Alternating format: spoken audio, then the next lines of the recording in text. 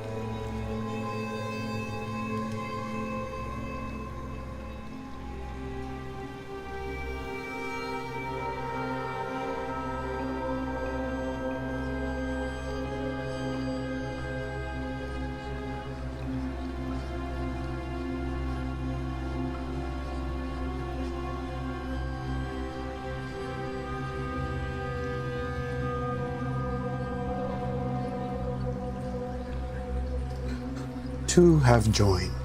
We await only the third. Please, a bit of patience, and we shall soon begin.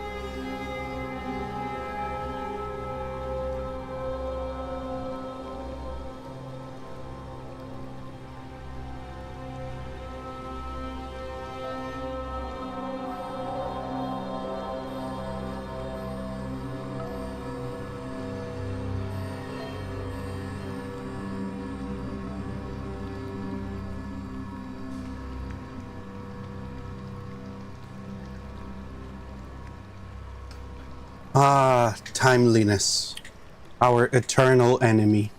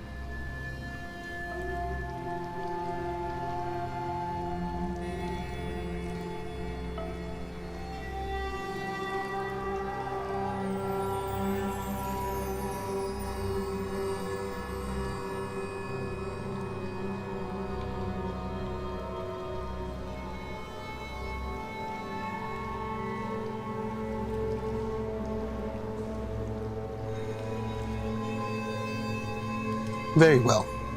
I believe then that we shall begin before the arrival of our last compatriot.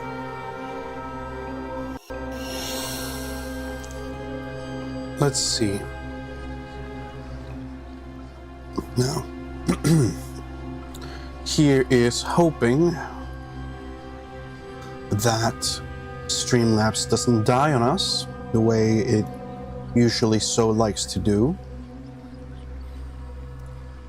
Gentlemen, talk to me. Let me hear your beautiful voices. Matanga! Matanga, dijo la changa. Rakatanga. Did hear some my. echo. Yeah. Let's see. Let's do the usual pre-checky checks. Please, make some noise. Should be better about now. That's not, yeah, no echo. That seems. Yeah. Our dear wizard is currently answering the call of nature and is currently indisposed. Therefore, we shall take this opportunity to give a quick recap as to the events of the last session, since we didn't play last week, and I think it would be useful for everybody to get a quick reminder. So, the situation is as follows. The magical bloodline which powers the city of Tenki has been interrupted. There was a change in management, you see. The Boa champion Tutul defeated the elected Kashyyyk during a flower war, a form of ritualized sacred conflict by which different political groups can get and attain power in this empire.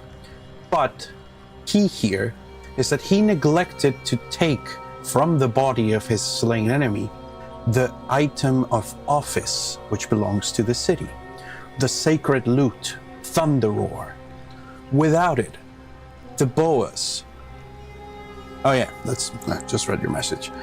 Without it, the Boas need to keep prisoner our party's lady, a certain white orchid, who is a distant relative of the elected Hawkmoth clan, for her to officiate the monthly sharing ceremony, and thereby recharge the spells which hold the buildings and indeed much of the city aloft. Now, our players believe that they know where Thunder Roar is. Still, clutched perhaps, in the hands of the corpse of the old regent upon the battlefield. The problem is that the field of sacred combat is currently being scoured by a construct, possibly, or likely, sent by the current regent in order to find the sacred item. We also learned something last time. This Boa champion, Tutul, is deeply unhappy, enough so to ask for death at the hands of the adventurers, should they be able to do so. More importantly, at the end of last session, with the help of your ally Half Moon Loki, the Silver Wizard and Artificer, you teleported from your camp out to the 3P bar, where you discovered that your ally, the Dwarf Sully, had been kidnapped. Indeed, the Beastmaster Capek, one of their allies, was no such. It was the Regent herself, a shapeshifter who'd murdered and taken the form of this man in order to spy on Half Moon and therefore the party. It was with that information that she sent a group of assassins after you in order to create a false flag attack that you may be branded fugitives, and so your entry to the city be barred. And that is where we finished last session, with the party jumping back through the portal onto the beach after discovering and taking a piece of the snake's old skin.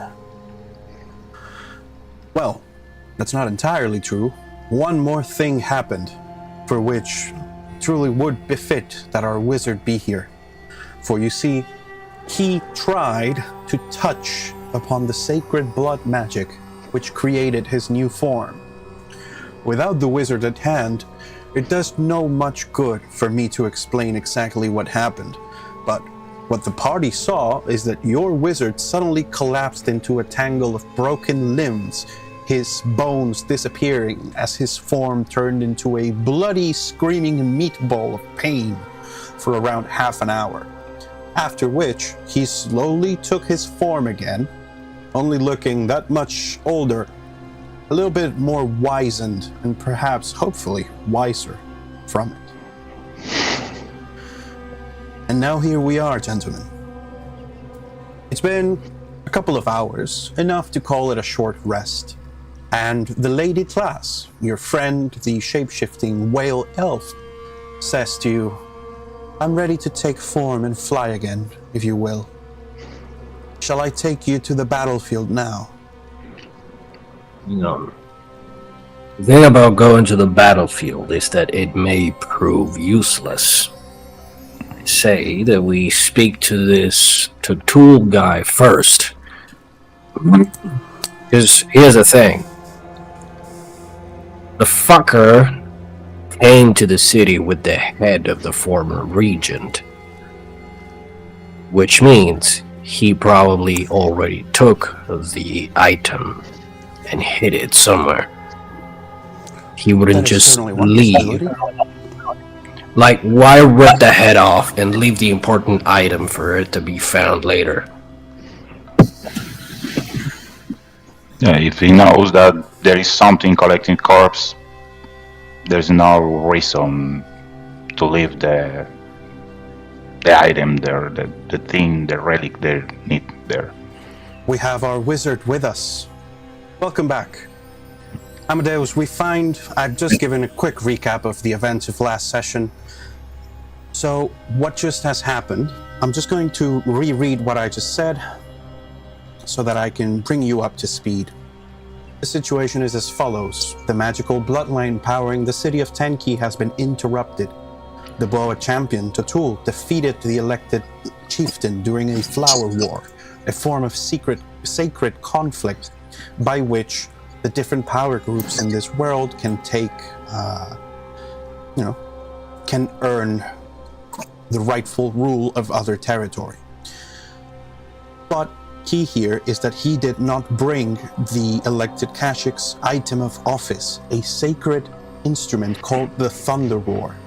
Without it, the Boas need to keep White Orchid, your lady, and a distant relative of the elected Kashiks, prisoner for her to officiate the monthly sharing ceremony and thereby recharge the spells holding the buildings aloft.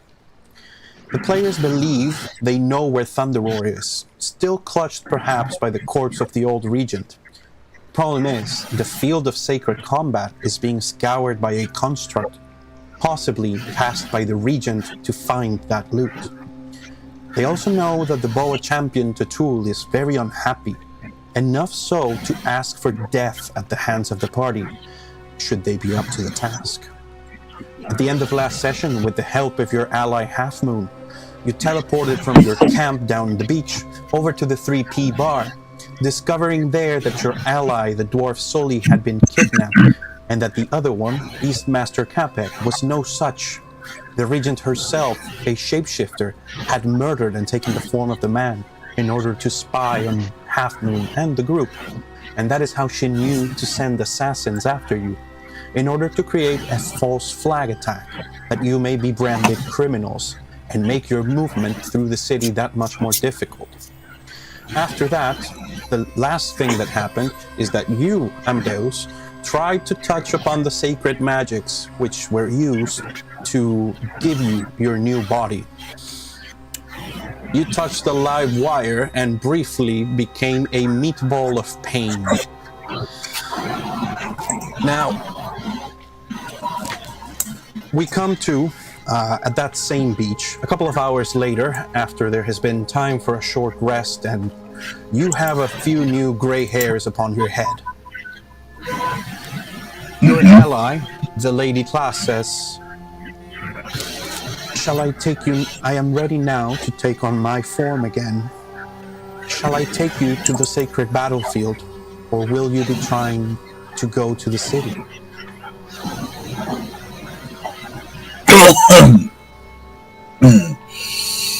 Guys, I'm not just whatever you decide, Orc, I'm in. So my theory is, or my proposal is, that we first find this Tatul guy, because if he killed the former regent leader, whatever the fuck you call it here, he brought the head but not the item. That sounds off. Why just leave the item? He probably took it and hid it. Because if he's trying to sabotage his daughter, he should, at least I hope he has the brains to figure out that leaving the item in the field is just a delay act. Alright, let's go find the motherfucker. Very well then. So, your ally, the whale, takes on her animal form, which is always a bit of a spectacle to see a relatively small person transform like that. And together, this time on her back, you take off into the air and back towards the city of Tenki. It is a relatively pleasant flight, as her other two allies remain on the beach. She will be returning to that point. And you finally have the city in sight again. Now, from the air, you have a much higher vantage point, and you can see that things look a little different. There are a lot of shapes moving in the air from what you know, the police forces of the city. And so, with her ability to speak to you using the sending spell, it is up to you to choose. Will you jump off the whale's back somewhere away from the city that you might sneak in? Or will you try to move quickly and land somewhere on high? Because after all, you don't know where this champion person is, and at least two of you are now wanted fugitives. Now, I need you to tell me first where were you when you saw that guy? On the market, and I point at the. At no, the sorry. No, I point at the docks because Amadeus was the one who saw it and talked to him. That's correct. So, Now, I want to ask the lady class. Can you drop us in the mountain above or behind the head of the gorilla? I could do that. Which, if that went across in whale song the way I wanted it to, what she said is, I could do that. So, she makes speed, which to you guys hanging on to her back, she's a giant fish, so it feels like an enormous muscular movement as she pushes against the air. The city begins to move closer and closer to you, and it's that weird thing where when you see a mountain, it looks small from far away, but the closer you get to it, it begins to dominate more and more and more of your periphery. And there is just enough space behind the gigantic statue that makes up the side of the city for, a flying whale to make a pass. You are currently flying above what would be the shoulders, but there is nowhere what you would call good to land. So if you want to get off, it's going to be a dexterity saving throw to avoid fall damage. Call it a 50-foot drop or so, unless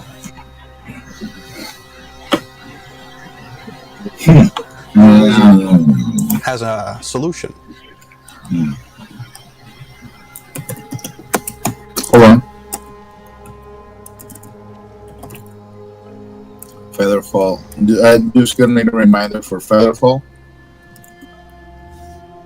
to see if I can cast it into different. How many people can I cast it on? Okay. I think it works on a group of about 5, isn't it? It's fairly generous. It's a level 1 spell. Choose up to 5 falling creatures. Yep. So no big. I just cast Featherfall on all of us. With a quick arcane gesture, you guys feel that your drop is arrested, and you very gently lay down on the carved shoulders of the gigantic statue as your ally flies away, and you see her being pursued by flying figures not too long after leaving you, but she takes up a burst of speed and disappears beyond the curve of the horizon. Alright, so I take like 2 seconds to stand on the shoulder of the monkey, looking down at the city and go like this. Sorry, I always want to do that. Yo, Zurak. What? Have you ever seen a flying iguana? It's a first for me. I mean, well, I have seen them fly. Yeah, you've seen them take a punch. I wanna do a perception check on the looking at the city to see if I can identify any routes, every information I can get in order we get to the dock faster, and trying to avoid all the detection possible. Okay, so with your base 19 perception, you will be able to see a number of things, but please make the roll to see just how high you can go.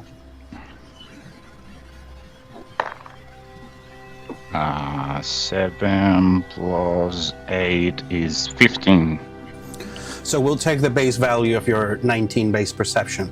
You can tell a few things. The first of it is that there is now a bunch of red strings hanging from many of the floating buildings that weren't in place the day before.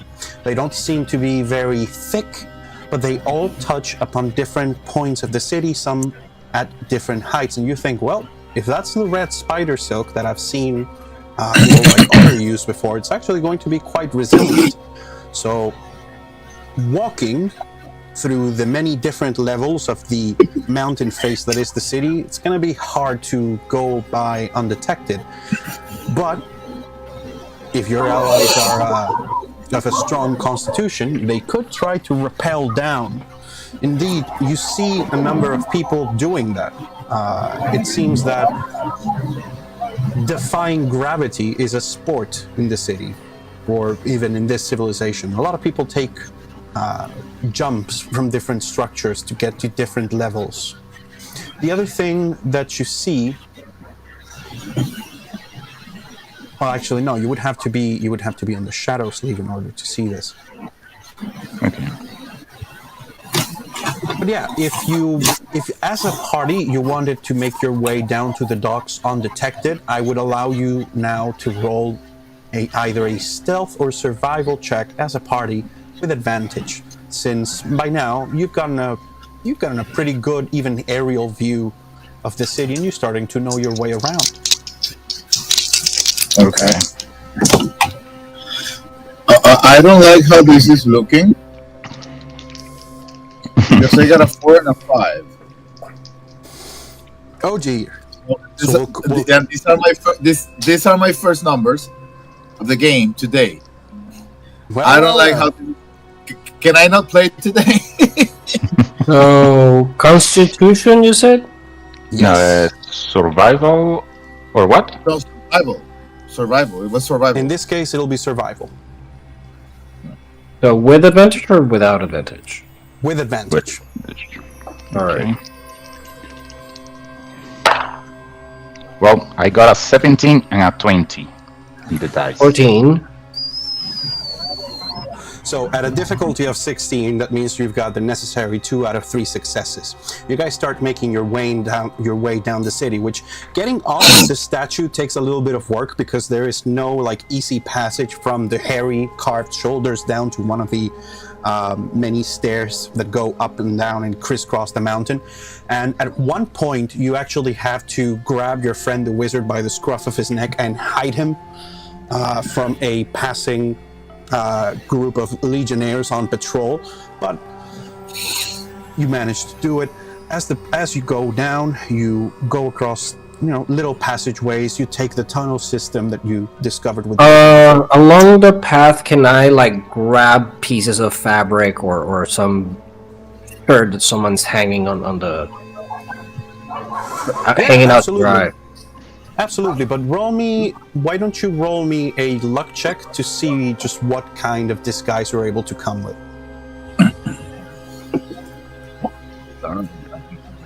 Have you guys ever saw an anime called Shimoneta? Yes. 15. I'm looking at Surok like the heroine from that anime, with a panty in her head to cover his face. With a 15, you managed to steal some assorted fabrics from some hanging lines, and you hear behind you somebody go, "Hey, where's my underwear?" But from the size of the fabric that you put on your head, is this actually underwear? You managed to make for yourself a disguise that will allow you advantage should you have to roll a form of bluff check. So the party makes it down to the ground level of the city with about a couple of hours of carefully moving about without being seen. The sun is starting to go down. It is probably around 4 p.m. And Amadeus, you point out to your allies, yep, that was the building where the guy and I had a conversation. So Murkan, this is where you can jump into the shadow sleeve if you want and try to pick up the guy's scent. Exactly what I want to do.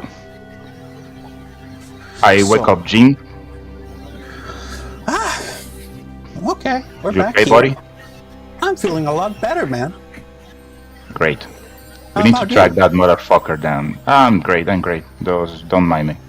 If you're great, I will be great. Hell So yeah. let's Okay. try to track that motherfucker. So tracking is usually also done with survival, but in this case, you're not even going to require a roll. When you drop down into the shadow sleeve, and you can tell me if you just jump down into a random shadow or if you try to do it a bit more stealthily, you notice it immediately. There is a disturbance the size of several people. It's hard to explain because when you're in the shadow sleeve, you're not really using your real senses, you're using like sense analogs. But to you, it feels like tortured, empty space. You recognize the shape of Amadeus and the spoor that he leaves behind. Something between a smell of cinnamon and the ringing of bells, which you now believe to be the after sound of his magic. Wherever this guy has passed, it's as if something has ripped through the space.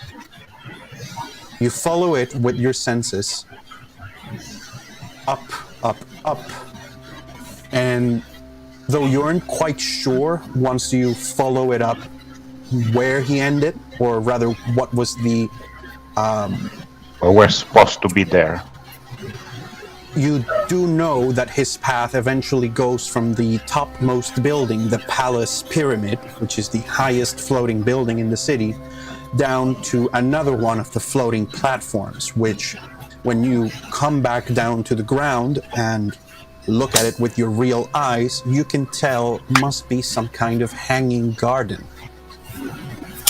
So you point it out to your allies, and you guys can all see there is this one of the floating buildings in the city that, for lack of a better term, seems to be an artificial garden. Even from down here, you can tell that there are different types of trees and hanging mosses and vines.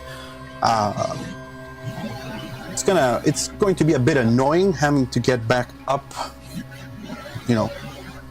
top level to get there, but now that you know where it is unmissable. So, as a group, Through the shadows, is possible to get near that building? you can get Did I anywhere. sense any blocking path? Anything like divine magic blocking my path through the... We all was tracking it? Well, here's the thing. If you want to make a quick overpass, why don't you please roll me a dexterity check.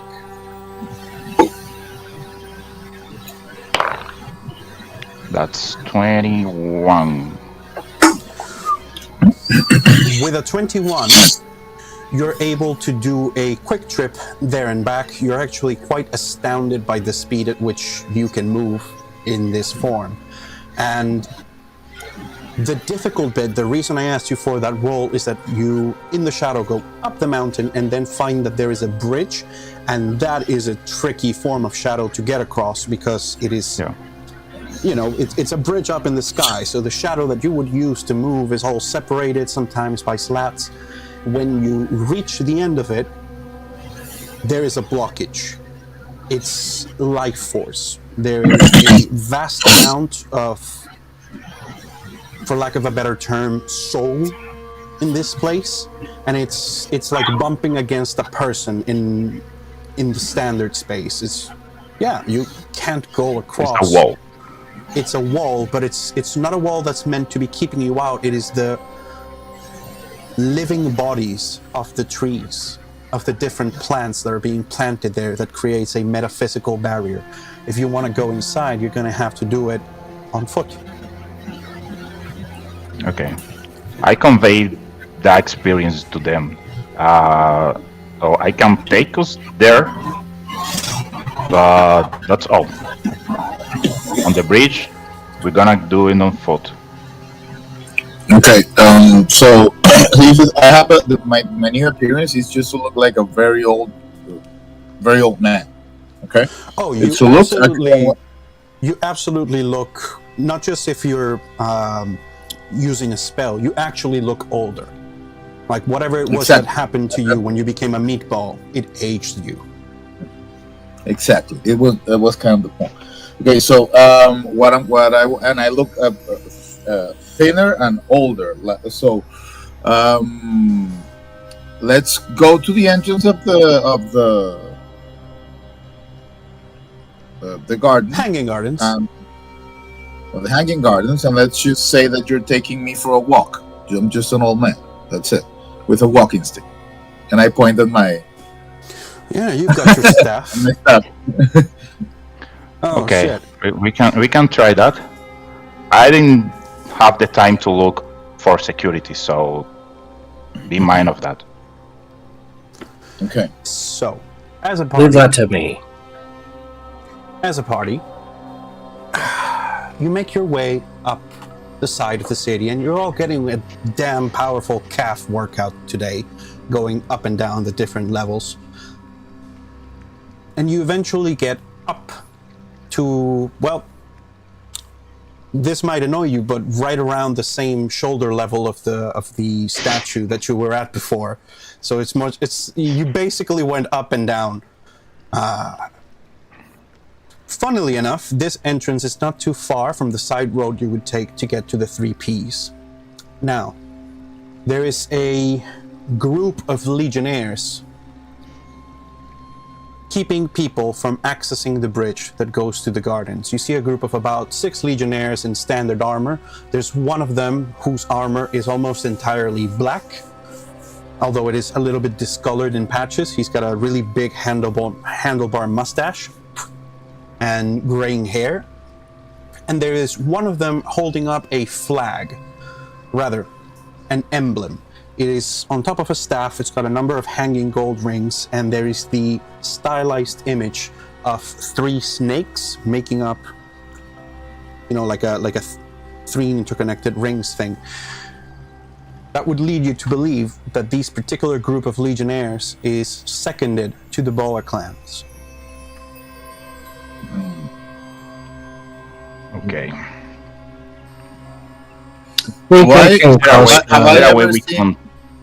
Have I ever seen someone while I've been in the city that I don't know, has a little bit of authority? Someone with a bit of authority. Well, it sounds weird to say, but your companion, who is currently technically there, just in that shadowed form of those who are not present in the party, Aku moves with a lot of authority. But wait, you think to yourself, you think about the sergeant, the warrior Lanciax who first greeted you when you arrived in the city. Oh no, I don't want to get him in trouble. What about this guy, Brutus? Does he have some sort of degree, maybe? Some kind of, yeah. He would have been sergeant ranked. Not that So would can be I use- the terminology used. Can I use alter self to look like him? Yes, but I will require some kind of role for that. Hang on. Let me run through my idea. So we are outside of the bridge to enter the garden, right? Yeah. And is there like a group of people trying to enter the garden, or just the legionnaires? Yes, there is in fact a small crowd of people trying to enter the gardens who are, for lack of a better term, fucking angry. People are asking, why can't we go in? I need to get my meds. We need our medication. If we don't get our tea, how are we supposed to sleep? Okay. Oh, by the way, there is also a guy with the head of an eagle, screaming loudly and vociferously, going, "Let me in! Let me in! That is my fucking garden! What? He killed my brother. You can't keep protecting him. He's got to tell me what he did." Alright. So, here's my plan. You guys wait, and I'm going to cause a distraction for you to slip in. Oh, Okay. That may works. We probably won't get any access even if we disguise as someone else, because apparently they know that our guy is inside, and even the people outside know that our guy is inside. Exactly. Hang on, I have a bunch of frozen cameras. Kay is frozen, Morrican is frozen. You are frozen. No. it's on your side. I am. Yeah. I can see everybody. Or me. No. Yeah. But Kay's it's locally. It's locally. Kay's voice is cutting out sometimes. Murakami, that's- yes, you're frozen. Nope, I'm not. Connection issues. Yeah, it's locally. And Surak, yeah, you're pixeled. Yeah, it's probably the connection. And bald. Yeah, Yes, well, but that has. Fuck you. I'm afraid we don't have the magics that can fix that. yeah. So I want to cause a distraction. I want to cause a ruckus, and also, because it's not that I'm going to cause a scene like I normally would in back in Coniston. No, I want to using my disguise and sort of like maybe pushing people, dropping a couple shouts in one corner, move around. I want to rile people up, and then get the guard to react. Okay? I see. So personally, I would call this a charisma check. Some kind of charisma. Call it persuasion, or even intimidate if you wanted to rile up the crowd.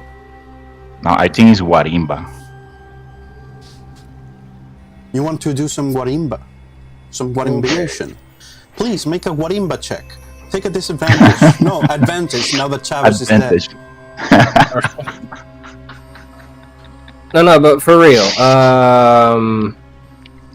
Do I have like luck points? I know that Lizard Boy does have luck points. I have luck points because that's one of my traits. He's doing this with advantage or disadvantage?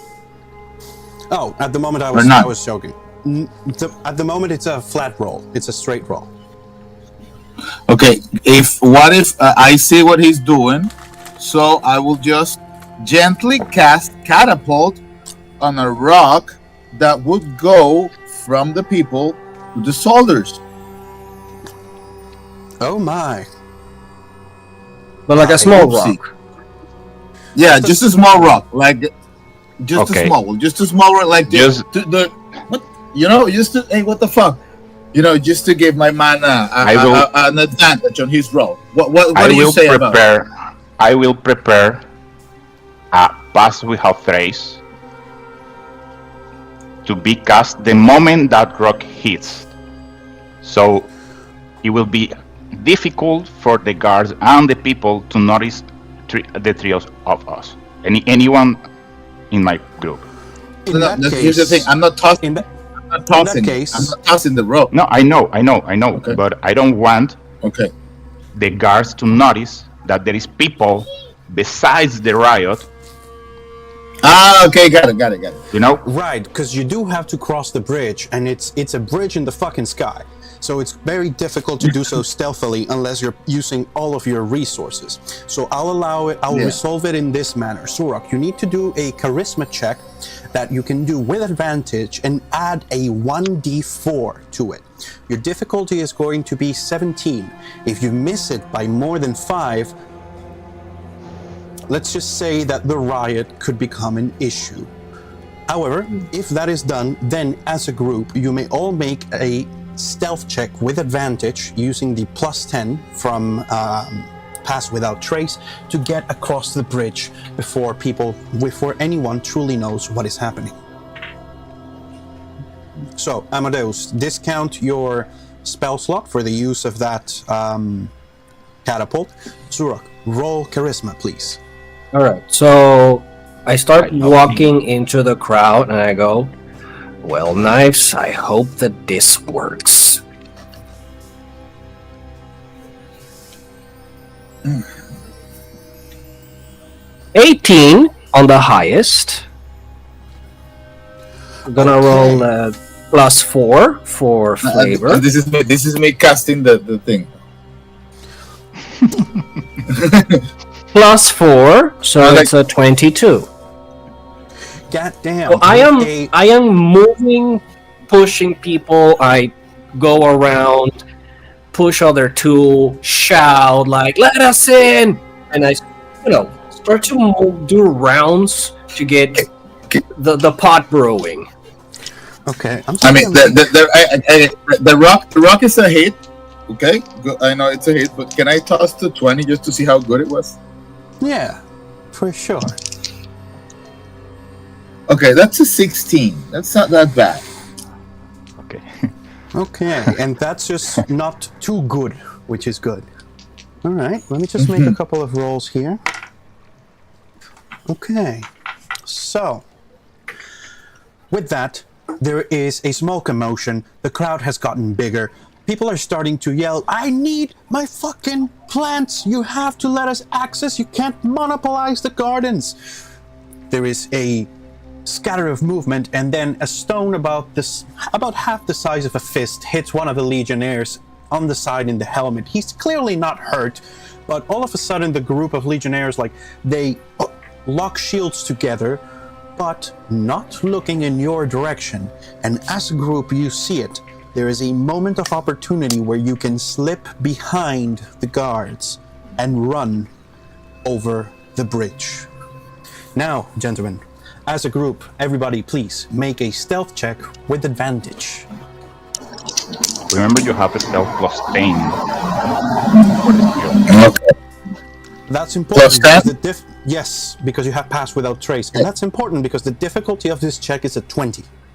Okay, you got a 4 plus 5 is a 9 plus 10 is a 19. All right. So my stealth is plus what? Plus 4. Thank God. Wait. Okay. Oh wait, no, it's with advantage, right? That's correct. Okay. Can I use tactical mind? One is a 5. Let me go with the other one. Oh, thank God, that's a 12. That's 12. Okay, so that's plus one 4. pass. That's 12 plus 4. That's 16 plus 10 from pass 10. without That's trace. 24. Yes. So that's a pass a with lot. check. Before I make Mork and roll, what does tactical mind do? It gives me the ability to use second wind to add a bonus, a 1d10. But I don't know if this is a stealth check. I don't know if it applies. I'd say that it applies in that you can huff and puff and move a lot faster than you otherwise would if you were just trying to do... There's such a thing as being stealthy by being fast and being stealthy by killing everybody and so on and so forth. You know what I'm saying? Yeah. So I'll allow it. Okay. So I'm just going to use that. And it's a plus 4, so it's a total of 23. Okay. So that passes. That's 2 out of 3 people. And I'm not going to make Murakan roll because, for one, I think your stealth is high enough that you couldn't fail this unless you rolled 2 ones in a row. Yeah, I have 16 with the bonus. Oh, shit. Now, let me just make... Okay. So, with that, you all see your moment of opportunity and sprint, and whenever when you cross a bridge, you expect there to be a lot of noise, but this bridge is made out of this fantastical red silk and, fresh wood, so you all move like a unit, and before the commotion is over, you arrive at the open gate. It's an archway of stone, even though there are no actual doors to block the way through which you see the floating platform and a lush, verdant, multicolored garden. And now that you've spent quite a bit of time moving through the jungles of this world, the difference between the wild and carefully crafted beauty is immediately apparent to you. And I'm just going to take a moment to go pee really quick, but I'll say that it reminds you of the plants on top of your friend Turtle. Okay, be right back. Just gonna take a quick bio break. Okay. Go. Oh man, Okay. I'm gonna go pee. This kind of. Okay, I love this kind of team plays. Yeah. It turned out pretty sick. Yeah. Tú sabes que yo siempre me acuerdo cuando estábamos ahí en Caracas con el Comic Con, que nos tiramos el power play de todos, que le acabamos el monster, el Big Boss Alain en 2 minutos. Alejandro, éramos tú, yo, Alejo y Guillermo, que nos bajamos aperturados, marica. Ajá. Estábamos jugando 40K. Ya vengo, voy a echar una mitad.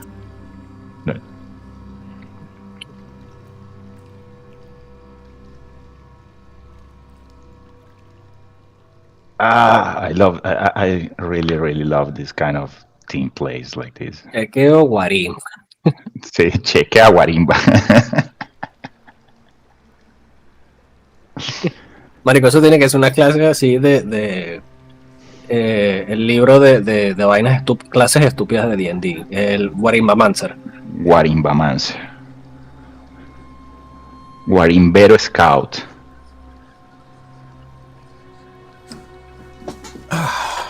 And we're back. Oh. Okay. Y su contraparte que sería el Sapo Enforcer. Enforcer Frog? No. Sapo Enforcer. We're talking about Guarimba being a class. Joe classes. Guarimbero Mancer. Guarimbamancer. Oh damn! How about a Squalido Rogue? Does nothing except yell, "Se están llevando la Ledesma!" And that's its version of Pass Without Trace. Nobody's going to understand. If in posterity, if anybody ever accidentally watches this shit on YouTube, nobody's going to understand. They will. There's a lot of us. ¿Cómo se llaman? De pronto cuando vas a ver, empieza un trend en Google. Colectivo Fighter. La gente tratando de entender por qué en un podcast en Europa están hablando de se están llevando a Ledesma en el 2025. I mean, it's become more relevant. What with Trenderagua and shit. Like, if any of our friends are currently in the United States, be careful. Have your papers ready. Anyhow. And if you don't have them ready, call me. Do please. Our wizard is also a lawyer, which is one of the subclasses available in this world. But we'll talk about that when we get to that. So, which make a lot of sense because he's moved the laws of the world. Indeed. So, you are able to make it across the bridge in a mad sprint. There is a moment in which Zorok begins to be left behind, but you see him do that warrior thing that fighters do, where they, put on 6th gear, and he manages to join the other two. And before anybody has a chance to see what you're doing, you reach the open archway, which is the entrance to this garden, this hanging garden of Tenki. Now that you're here, if any of you are missing any HP, you regain 2 points of HP, just because the air around you is sweet. Now that you've been walking around the jungles of this world for a time, you can immediately tell the difference between wild growth and curated plant life. There are powerful, potent, magical species planted here, and there is the sound of crying somewhere between the trees. I want to roll perception to see if that is natural crying, as in a person, or if it's another fucking weird plant. Yeah, makes sense. Do I recognize the weeping? No, you don't. It's kind of difficult without, sharpening your senses to tell. Okay, so perception. I got a 3. Okay. Man, you're not sure. It is creepy though. It's the sound of different female voices crying. But it does at least give you a direction. Well, I won't deactivate the spell yet. Actually, it is cast for an hour, so I will keep it inactive. Be mindful though that it is a concentration spell, so if you take damage, you'll have to do a concentration roll. So I just grab the sword and move it to my shoulder, just to be at the ready. The party goes in. Please. I use my walking stick. You use your walking stick. Menace. menacingly. So, I actually won't require a roll for this part because one, it is a garden. So there are paths in between the trees that are well kept and you know more or less where to walk. And secondly, the sound of crying gives you a so-called north. If nothing else, it is the one detail that you're able to follow. After a couple of minutes of walking and a couple of random turns in which your experience with these jungles tell you, ooh, we may not want to go into that particular section because I know that those plants have a tendency to wrap around your ankles and try to suck the life out of you. You reach a small clearing. One of the smaller plazas, arboretums, in which there usually would have been herbological work being done. You see that there's a number of tables that have been pushed aside, and you find your quarry. Now, the warrior tutul is sitting cross-legged, meditating in a circle, and there are about 6 or 7 women, all of them reborn, also sitting in a circle with him. They are meditating and they are holding each other's hands, sort of to make that circle and to keep him in it. Now the guy is completely stoic. His face is the usual stony expression that you've seen before. It is the women that are crying. Slow, painful sobs. Amadeus, you may make an Arcana check if you want to know what is happening here. How big is the Yes, I do. garden? Oh, it's about 50 This feet is square. Okay, I will meanwhile. Those 25. checking what is happening. Meanwhile, we are trying to understand what is happening. I will cast alarm around us.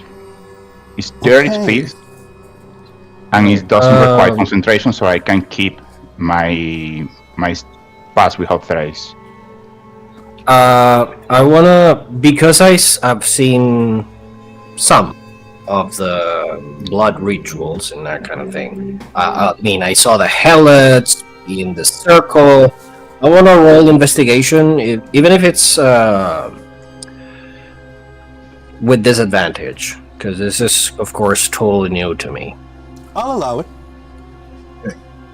So, I third rolled roll. flat five. or- We are gonna- flat or disadvantage? Flat. Okay. Oop. Damn it, I need a bigger table. Again, a 3 plus 1, 4. Okay, so in order, Zurok, this is some weird fucking bullshit. What kind of hippy-dippy... It's like, is everybody in this world some kind of fucked up druid? That's about what you're able to tell here. Amadeus, you glean a bit more information from this situation. Sorry, my little beast of war... Hey, just a moment. Yeah. My brother has arrived, that is all. So, Amadeus, you're able to tell a little bit more about what is happening here. It is not exactly a ritual, it is a kind of amanuensis. Essentially, what these women are doing is sharing an emotional state. With that 25, you're able to tell that what they are doing is a kind of pain relief ritual for this warrior. In short, hang on, let's just make sure we have our new friend with us. Okay. Here we go. I look at everyone, and I say we have to wait for this to Okay. swim. So, Aku, welcome. Aku, welcome. I'm afraid that it's a little difficult to explain exactly what is happening now. But hey guys, your friend who has also been there this entire time is with you in the Hanging Gardens. And as Amadeus tells you to wait, you see that the gigantic warrior opens his eyes very lightly, crosses them with you, and without any words, sort of gives you a nod of thanks. Alright, I go and find a rock to sit on. So, as you all watch, the women continue to cry for a few more minutes, and there is eventually a feeling of cessation. A magical effect that was in place disappears. It feels a little bit like having the pressure leave your ears when you're going down on an airplane. It's like... And for a moment, all of the members of the circle look at each other, and the gigantic warrior bows in thanks to the priestesses, who uncross their legs, stand up, and in small groups, 2s and 3s, also leave. The warrior looks at the party. I just nod my head while the priest leaves. The priestesses, of which one of them has a number of vines laced in her hair, realizes that you are there. There is a brief moment of surprise in them. It's like, how do we put the cards? They should realize only if they have high enough passive perception. I didn't deactivate my pass without trace. Oh, I know. Okay. Just to clarify that I see what happened properly. Hey man, it's how do I put this? There are many ways to have sense organs, if you know what I'm saying. Yeah. But yes, the priestesses take note of you and then leave you alone. Then the warrior takes in a deep breath and addresses the party. So we can take this moment. Have you come to kill me? No. Grant my wish. Wait, what? All right.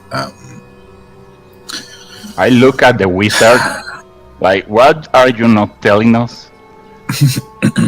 So no, this is not the moment where we fight, my friend. I'm sorry. Friend, Yes. can we So be? far, I mean, let's say allies by circumstance, for now. well, you didn't kill me when you had the chance. So, yes, for now, I'm going to consider you a friend. I don't know. I just go. Never mind. Can we take Anyways, this listen. moment to give some context to Aku? Of course. Weekly context. Very well. Do you guys wanna?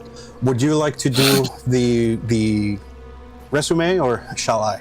Yeah, it will be really quick. So we went to the city to track the motherfucker that hide the corpse with the thing that needs to be made for the ruler, and we make a warimba pass a bridge, and find a weird ritual with women screaming, but not with the good reasons. And now we are in front of this guy. So this enormous warrior was in a circle with a bunch of priestesses who were apparently sharing in his pain. You, Aku, would know a little bit of what this was. It was a form of empathetic magic. Generally, the kind of thing that is done to heal a person from deep trauma by allowing somebody else to carry their emotional pain for an amount of time. The fact that there were 7 priestesses to 1 person is insane. That is what you would have known had I been, a few minutes ago, so you could make that roll an explanation.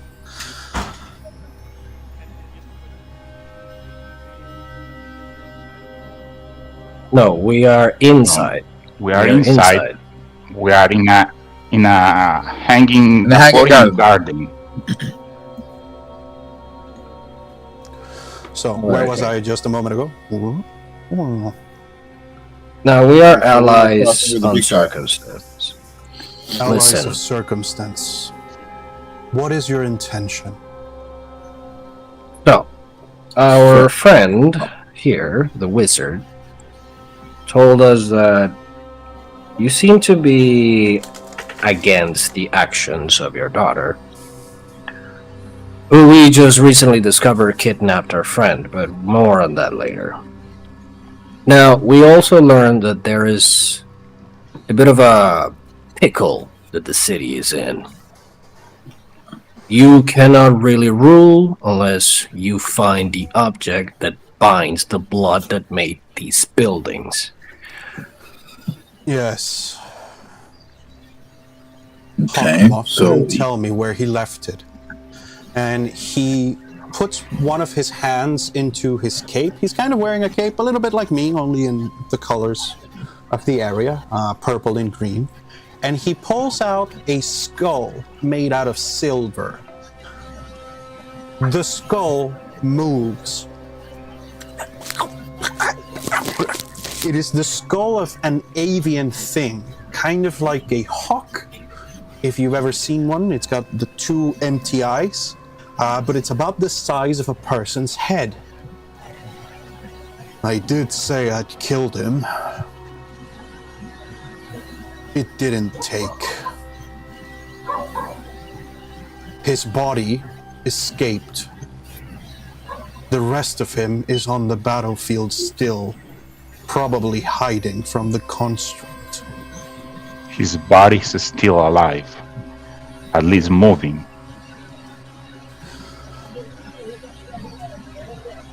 Foreign magics.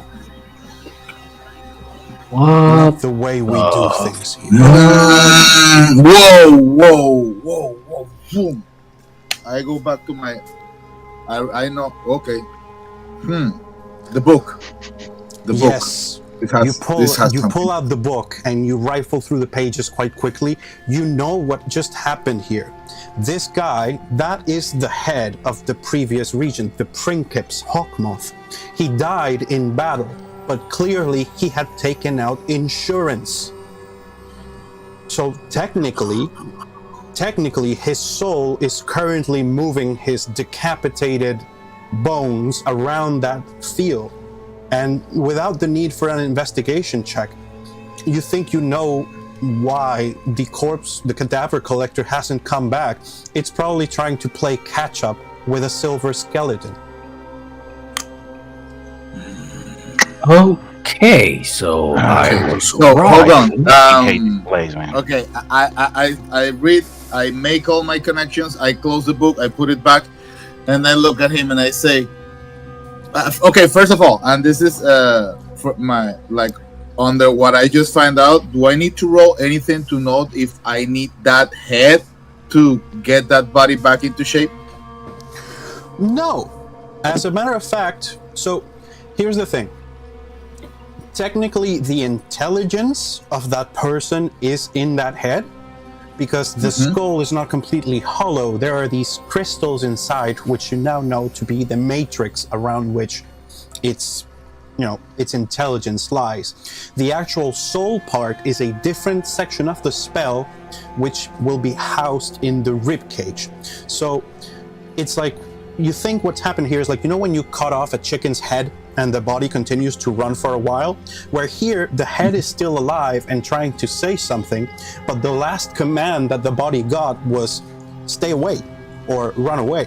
So technically speaking, you could reunite the two, and in fact it might be in the interest of the head, because without the ability to take in nutrition, eventually the soul binding will wear away.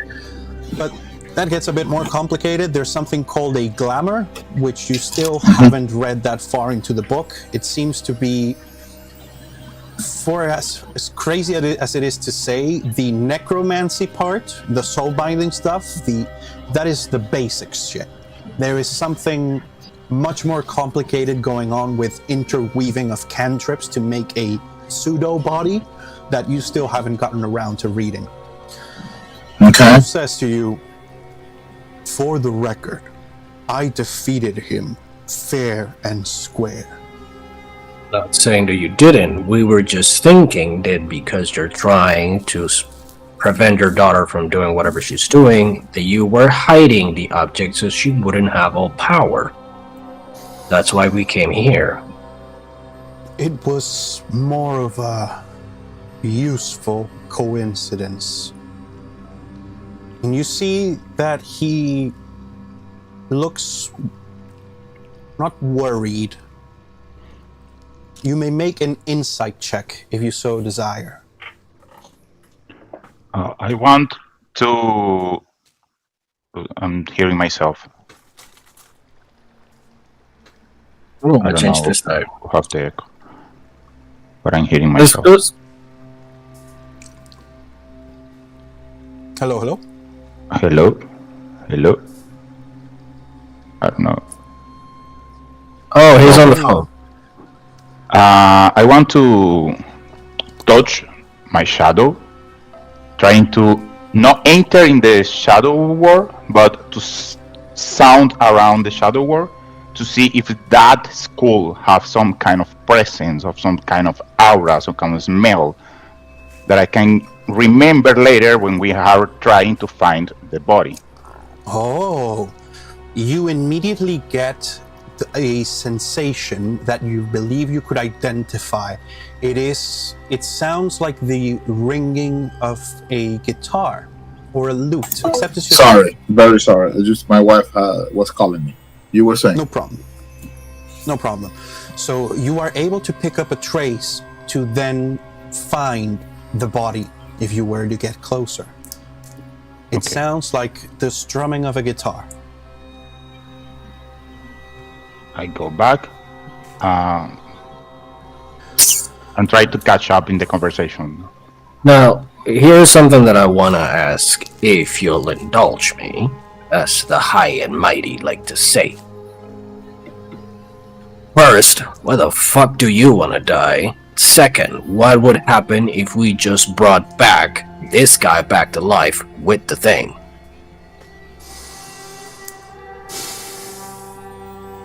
I am a thing made. I was not born as I should have been. My soul is out of connection with my body. I exist in pain all the time. That's why you're so hollow. And my daughter is also a piece of me. Blood of my blood. Flesh of my flesh. I was a cracked pot. I wouldn't have come out of the kiln, and so those who made me took a piece and attempted to start over. Okay. I eventually came out of the kiln, broken as I am, but they had already made a new tool. Do not misunderstand me. I don't want to sabotage my daughter wife. I want us to stop being tools. Oh, if you're not a person, exactly are you? A construct? You may have hit upon something here, Zurok. Please roll an investigation check with advantage. The difficulty to make a connection here is a 16. If you're able to beat that by more than 3. Okay. While he does the roll, I have a question. Go for it. Meta game. What is this guy? Is he warrior, paladin? I mean, what's his class and level? Just what I can get on my perception. So, off the top of my head, you would say this is clearly some kind of fighter. He looks like a human male, but much like you, he is a reborn. He has been subjected to rebirth, or from what he's saying, he was made from the womb already a reborn. But the difference between him, you, Tamok, and even the other citizens of the city that you've seen is that whoever made him had no empathy towards the guy. Like, Tamok has a warrior form. He looks like a hulking brute. He is way too big, his muscles way too rippling. Even his face is deformed, like the bones are deformed from the excess muscularity. This guy was made to be a tool of war, and you can see it in his every shape and movement. And you can't help but think that it sucks. In the same way that being so big and strong that you can't wipe your ass is actually a detriment. It's like that. Like he was made without a care for his quality of life. Okay, so I got a 13 plus 1, that's 14. You don't quite know exactly, but there is something in this man's distorted face that it feels familiar. It's like you're not sure if you've seen him before, but maybe somebody related to him.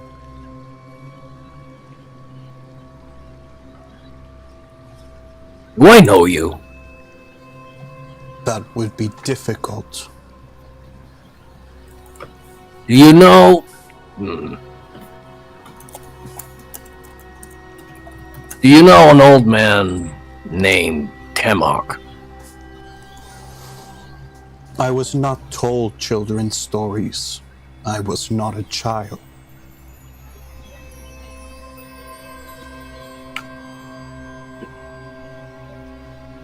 Can I start like looking, like sit down, maybe look through the stuff that I have,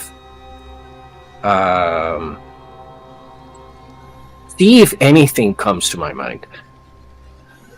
Well, if you're going to do that, if you're going to take a minute, I'll say you may roll an intelligence check. It's going to be a lower number, but you're trying to force an idea to come to.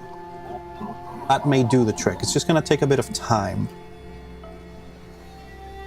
Now, as for the others, is there anything else that you wish to do or say? No,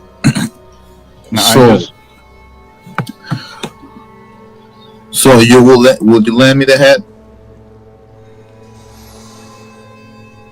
Yes. He tosses it to you. The head lands in your palm, and without having eyes to look, it immediately knows that it is being held by a different person. It sort of shakes with its jaw.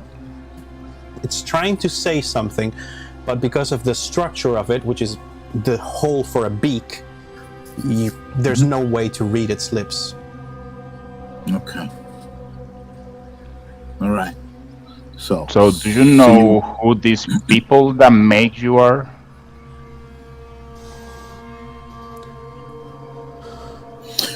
So you want to die? My makers. Really, you want to die? I want to die, or I want to feel whole. And I think that is the one way to do it. As for who made me, it was the old Esmeralda and Octavia of the Landsfer, the old snakes. And Aku, you will know who these are. He's referring essentially to two major chieftains. Essentially, the Boa clans, like the Boa Alliance, is actually a group of many, many different clans, but of which the three largest are Boa, for Boa Conda, the actual imperial regent assigned by the Empress, the Landsfer, who means Iron Head. It's essentially a very warlike group of primarily warrior women, but like any other, association of clans, there's a little bit of everything in there. And sorry, let me just look up on my notes what the name of the other clan was. Let me know when I can do that. That intelligence check. roll. Okay, so what he's saying is he's referring to the clan chieftains, so to speak, the Kashyyyks of the Landsfer and the Chanchak. So Landsfer, Chanchak, and Boa Conda are the three major clans which rule the Serpent Alliance. As a group, they're often just referred to as the Boas because, hell, Lady Boa is the biggest, the strongest, and sort of the main political operator of the group. But yeah, Octavia and old Esmeralda would be the other two. All right. I'll find a way to grant you either.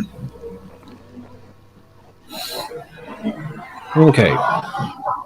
Can I roll? Yes, please do so.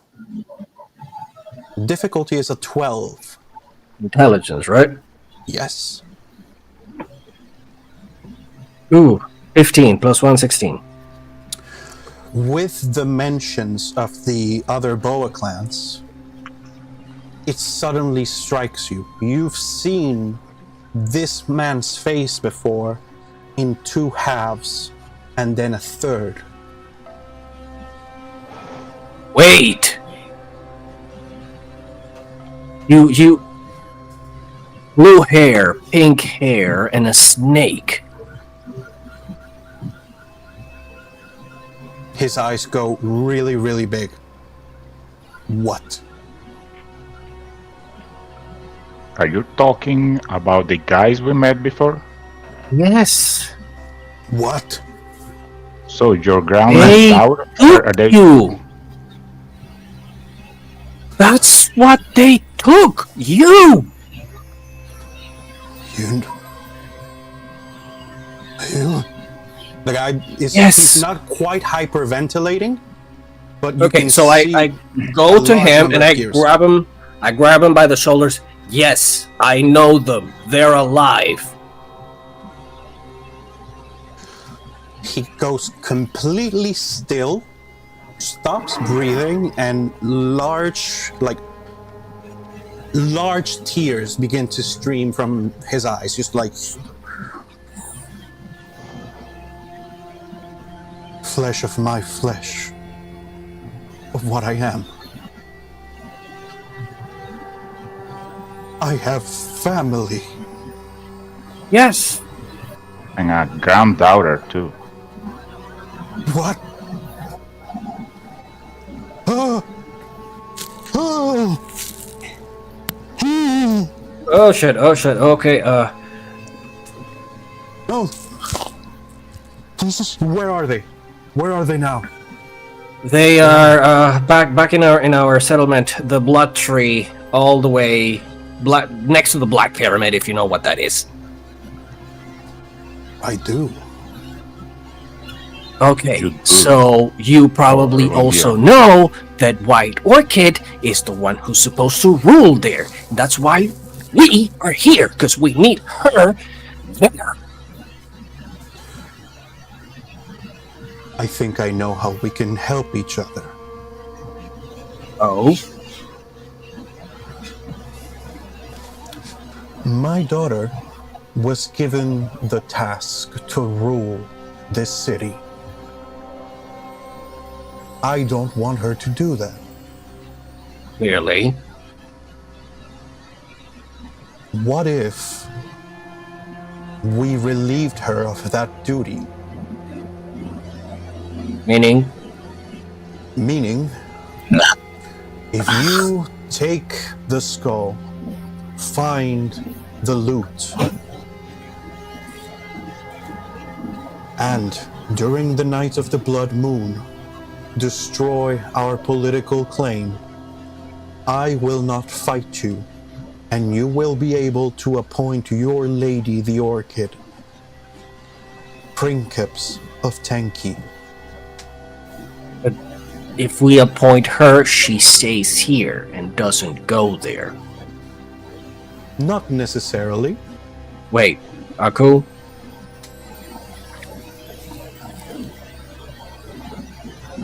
We hear you. Go for it.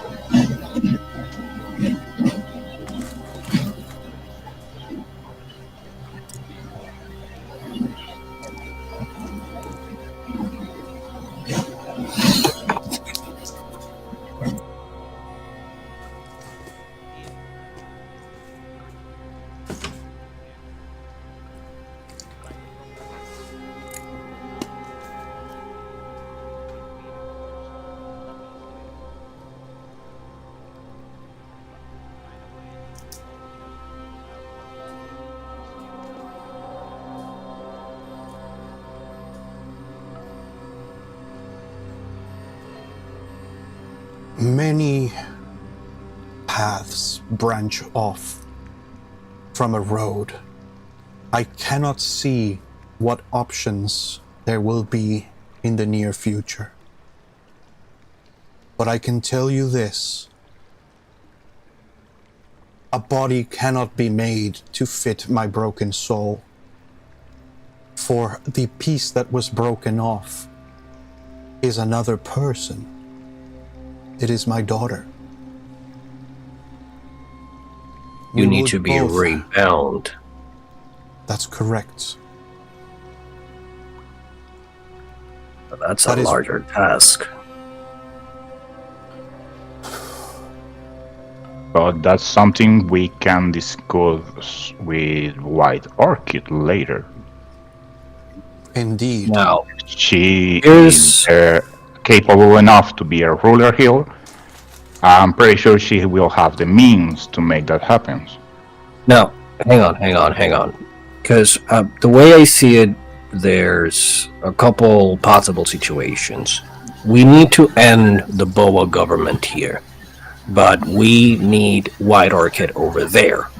So, and we bring back Skull Guy over here, so he goes back to ruling. That way, White Orchid is free to go back and get to the business that she set out to do in the first place. Wouldn't that be against the traditions here? He was already defeated. First, there is that, and then Aku, you could tell them that because this guy has taken the post-death insurance, that is the new sort of, what they call essentially the type of thing that he's done, the type of necromancy that he has taken out in order to survive the battle. That is a big no-no.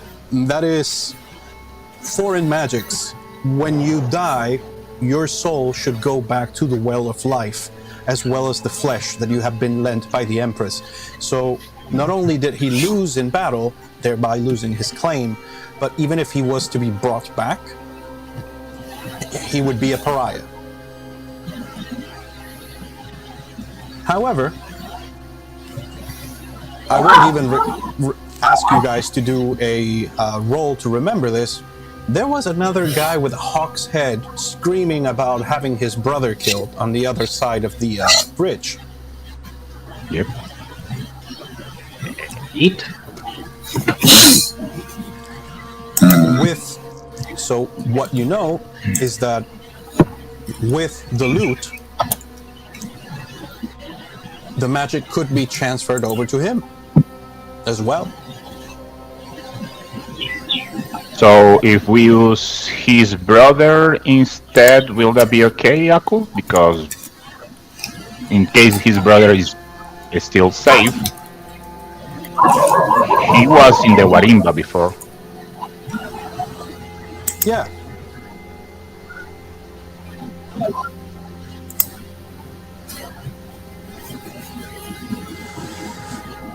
Oh, sorry, my screen went black for a second. Cabling issues, don't worry. So you say that the scenes of this guy will transfer to his family? If he has the object back among them. But if no one knows that he used that magic thing to live after he was decapitated, his family should be safe. Okay. So I have the head.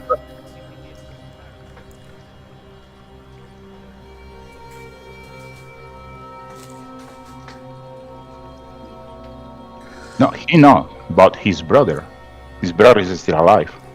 He's out He there. will have a claim if we break down the Boa rule. Exactly. So we can use his brother as the new magical center. Yeah, the new guy to govern here, and we take Orchid back to Old Settlement. Correct. So first, you're going to destroy the legitimacy of the ruling clan. Then you're going to use the dead ruler's brother to transfer over the magical rights.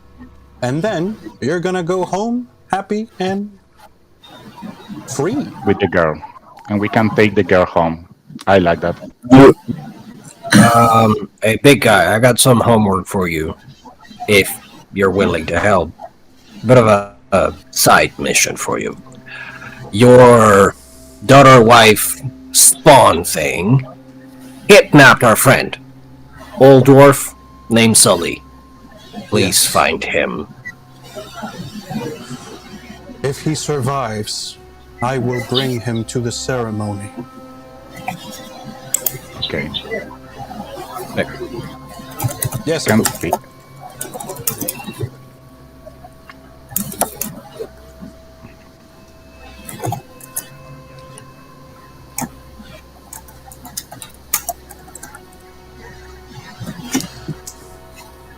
The thing is, the or warrior guy never brings back the item to rule. So the one that have the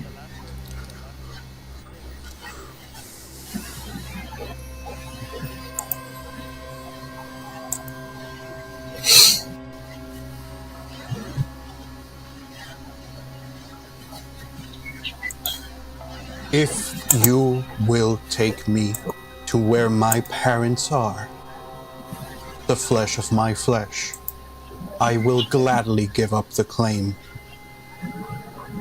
Deal. I have one condition, however. Do not, Yes.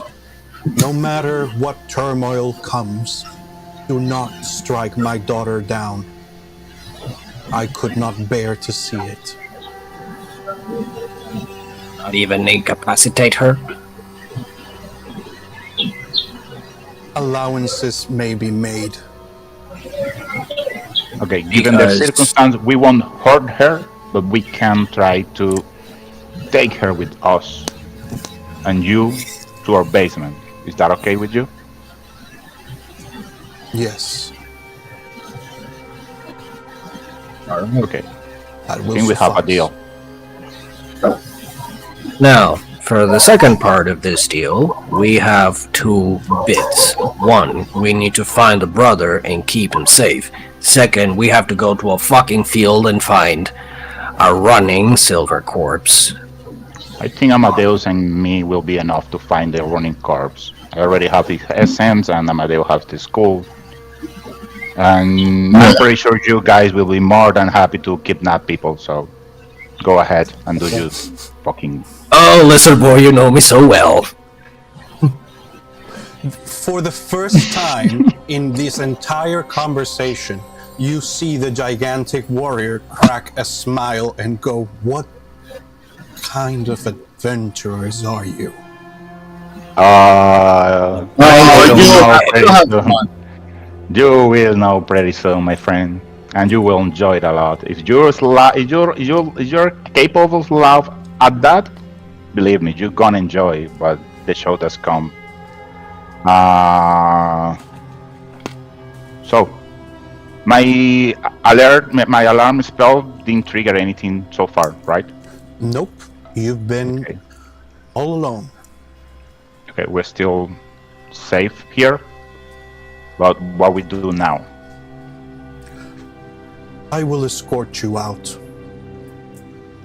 I have enough authority to supersede my daughter's command, if only for a time. Eventually, she may send a counter order,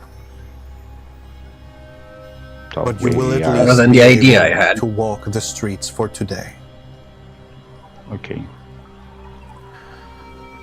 Now, fellas, we are at Okay. the 1 hour and 45 mark. I see that the party now wants to split to get their two objectives done in a timely fashion. I believe we'll be able to do that. Let us take a quick break, have a smoke, those who wish to smoke, drink some water, those who wish to drink water, sacrifice to the dark gods if you know what's good for you, and we will see each other again in, let's call it 10 minutes time. Will that Okay, work for the okay. law? Yeah. Excellent, my people. I will see you all again briefly. Mark.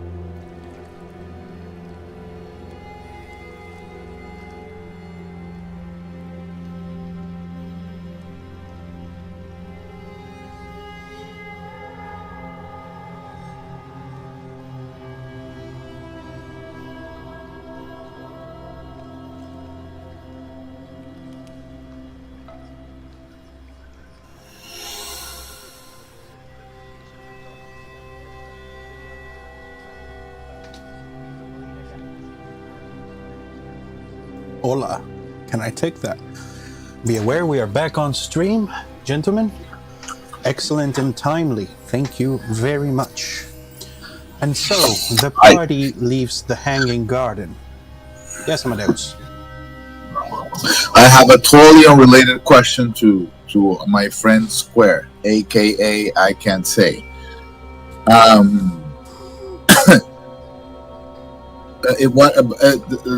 The thing you were saying about the what? Never mind. I'll ask you later. Go on with the game. Something to do with hard wood. Go. Yes. And so the party leaves the Hanging Gardens in a group with the gigantic warrior known as Tutul. You go across the bridge and find that the crowd has been dispersed, but the legionnaires are still there. As a group, two of them turn around, including the warrior with the black armor. They look at Master Tutul and do, they give him the imperial greeting, Ave. Wait, says one of the legionnaires, the one with the blackened armor and the magnificent mutton chops. Pork chop? Where have you been? Holy shit, I haven't seen you in 20 years. Don't you remember me? I'm Empanada. Wait, who is he talking to? He is very clearly and with eyes bulging looking at Aku. Pork chop? I heard you got promoted. So far up, I didn't know where you went.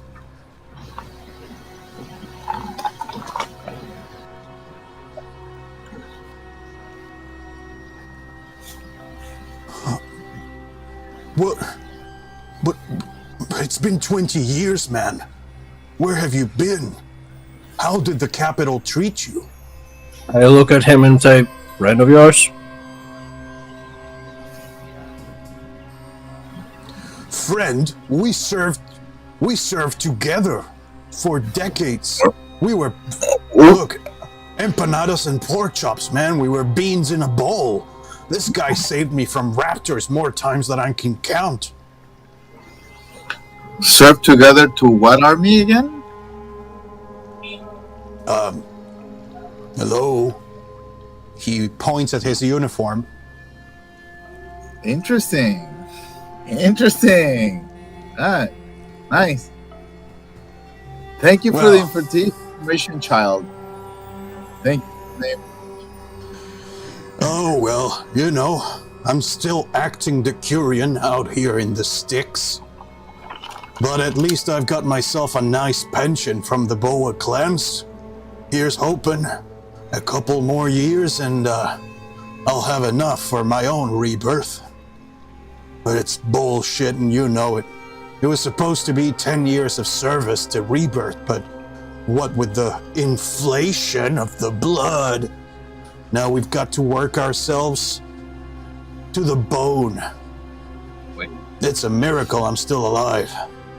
Wait, inflation of blood? Oh. I guess you must be mist people. Yep. Yep. So here's the deal. It takes a certain amount of our royal blood to transform a regular fuck like you and me into one of the godlings. I heard that part, yeah. As time has gone on and the millennia get away from our Empress, it seems to take more and more and more. So the deal I was given was 10 years of service for an eternity as a godling. But when it came time to cash in my dice, I was told there's not enough here. So blood is thinning.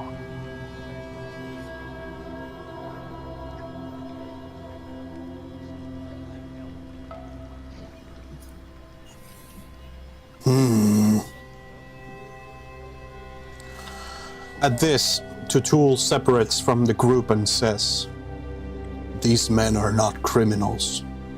Belay the order of capture. Let them be about their business.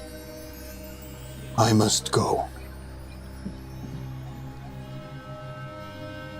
I will see you tomorrow night, gentlemen. On Where? the pyramid. Up there. He points to the palace pyramid, the highest building in the city, which even at this height of the mountain is still about 300 feet above you. All right. We'll try to be there on time. No promises. We tend to get tangled a lot. I see. Good luck to you. And he strides away. All right. So I look at the friendly guard and say, "Hey, listen. There was a riot here a bit ago, right?" Yeah, we had to take a few people away. Some of them got sent down to the lower prisons. There's Lady Boa doesn't want us putting prisoners up top in the palace, so why? There was a let's say there was this to. guy with a Hawk head. Oh yeah, the bard, Hawkwind. Well, Yeah. he'll probably be down in the lower jails. We're just gonna keep him for the night. Maybe kick him about a little bit, but he was It is possible that you help us to get it out a little early. We're tight on time, and this guy is really important for our job today. Well, between you and me, the Lady Regent doesn't much like the family of the old regents. But I guess I can go with you and maybe knock some sense into Brutus, if he's the current jailer.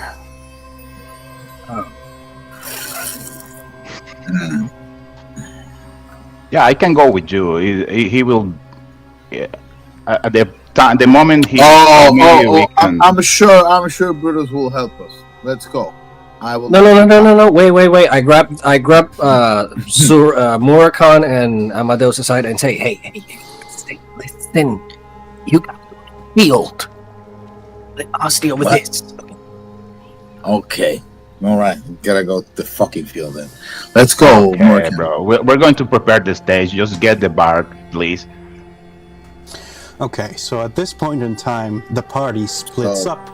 I will rejoin Surok and Aklu in a minute. But as for Murakhan and Amadeus, how will you travel? In the shadow. Will Very be the well. easier way. That will probably be the easier way, yes. And since you're only carrying one person, you can carry Amadeus with you. Now, are you going to jump into the shadows right here and now? Not in front of everyone. I don't want everyone notice that. In the fucking city where there are straight angles. Yeah, that's the other point. I don't want them to know that the mist people is shadow touch, and I don't want shadow bound, not shadow touch. No one touch me, and shadow bound, and I don't want to deal with angles in the city. Very So well. we're going out of the city. Good reminder. Thank you, Zorok, Yeah. for making the travel easier for your friends. So without requiring a survival check, I'll say that you guys make your way down the stairs on the side of the mountain, and this time you do it a lot faster because, well, as a group, you're no longer trying to avoid being detected by the powers that be. Even though a couple of groups of guards give you pointed looks, because you are still in the company of the the Curan Empanada with his blackened armor. New orders, leave him alone, is enough to allow you guys passage. So, in order to make the jump through the shadows out to the field of flowers, you already know more or less what your direction is going to be. But I'll allow you to decide if you are going to let's say, travel stealthily or quickly. There's no point going stealthily with those fucking hounds hunting me, so I think quickly will be the best option. Very well. Please roll me a dexterity check with advantage. Difficulty is 20. 20. Okay. Holy shit.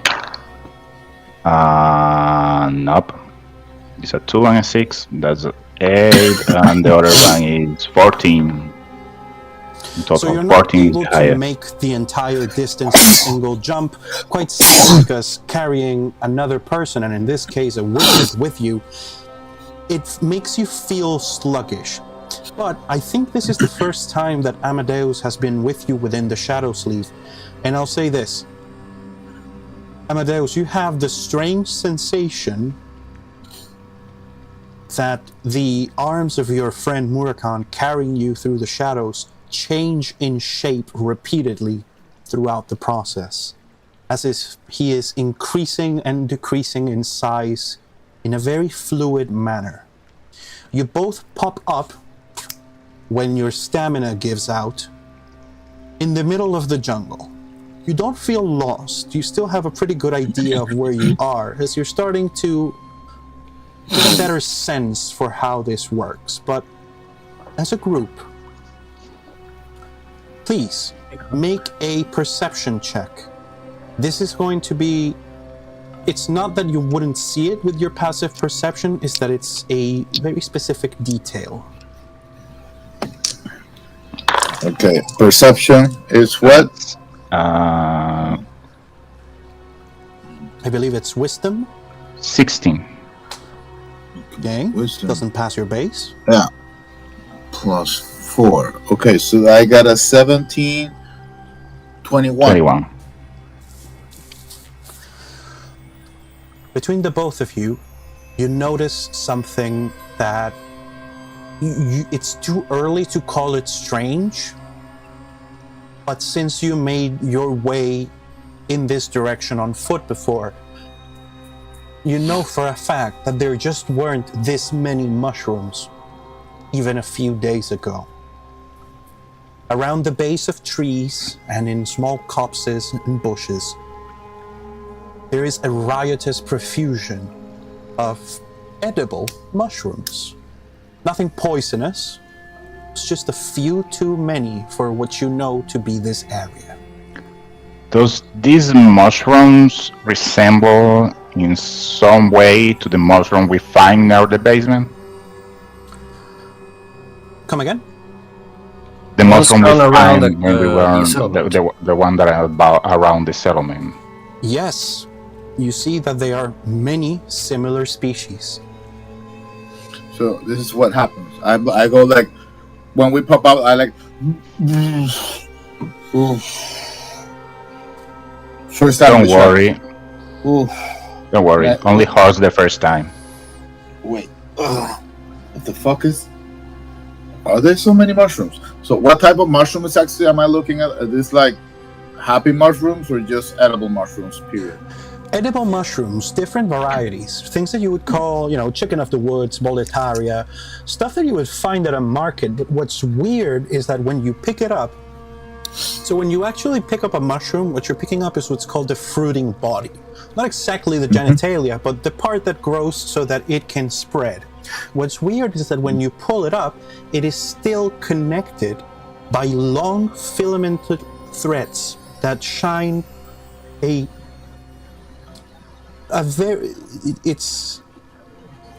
not exactly a color, it's almost as if they're mirrored. There are these strings connecting different species of mushrooms together, and without needing any specialist knowledge, you know that that's not how these things go. They're all supposed to be different species with their own different hypha. I Okay. saw this before. Nerd. Can I do an investigation check? You can. Okay, that's a 16 plus... And here's a question. Are you doing magic about it, or are you just trying to use knowledge of biology and botanics and the like?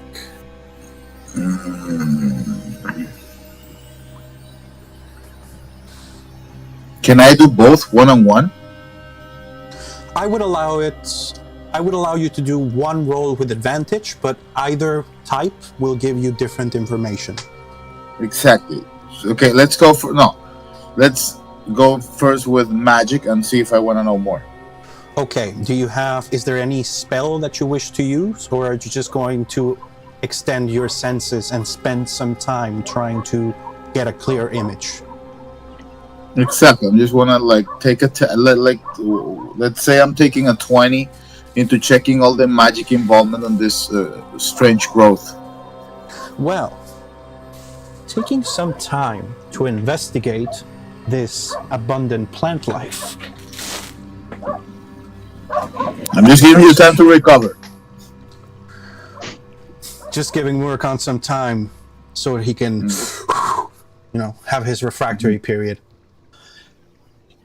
At first, you can't tell much of anything other than there are these strings connecting the different mushrooms until an idea goes off in your head and you send a jolt of magical energy through. Discount yourself one level 1 spell slot or 500 gold pieces if you have them to spend. I don't have. And what you see is that the undergrowth of the jungle lights up, and a number of mushrooms at different distances from you, clearly connected by this same web, go up in a puff of spores. They go poof, as if you had touched a remote control and, for lack of a better term, set off little natural fireworks around you. What the hell did you do? This is very weird. Now I go with botanics and investigation. Medicine, I don't know. Shit. No. Oh, motherfucker. Okay, that's a 20. With a 20 in your previous investigation, even without much information to go on, you can tell that something must be deliberately connecting these different mushrooms together, probably to make some kind of network. And, I'm afraid we lost our wizard in the middle of telling him about magical shit. Tough break. Give him a second. Let's see about it. The guest has joined. There he is. Okay. We've got you back. So, Okay, sorry. No. So clearly, what you can tell is that some intelligence must be fostering these things to grow. And you know from your studies, so mushrooms are a magical base for many different traditions, not because of their taste or even the individual effects of any given mushroom, but because of what you now realize is this ease to connect. See, the real mushroom is usually the strings. Hello, Himagood. Welcome to the show. So, there we go. So, something must be accelerating the rate of growth of these things with a purpose. It is spreading quickly and making connections between things that are disparate for some reason. Okay. That's as much as you can tell at this moment in time. No. Okay, let's do something. Thank you for the follow, Himagood. Much appreciated. Thank you for being here. Thank you for watching us. We play, ideally, every Sunday, but as life is life, sometimes we take a quick break. Now, going over to the other half of the party, Zorak and Aku, you are walking down the rest of the mountain face that is the city of Tenki in company with the legionnaires, and Sergeant Empanada is asking questions of Aku, and he doesn't give him time to answer before he launches into another war story. And you remember that time we were walking down the southern extent. Sorry, a little bit too much pipeweed. Do you remember that time? Wait, do you remember our old secret handshake?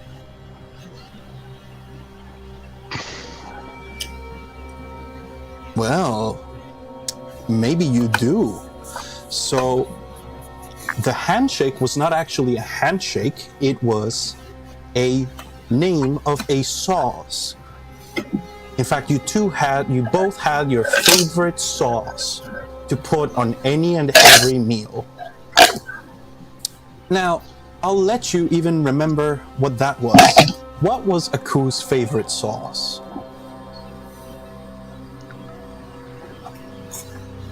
Oh, not Haraka for fun? Yeah, no.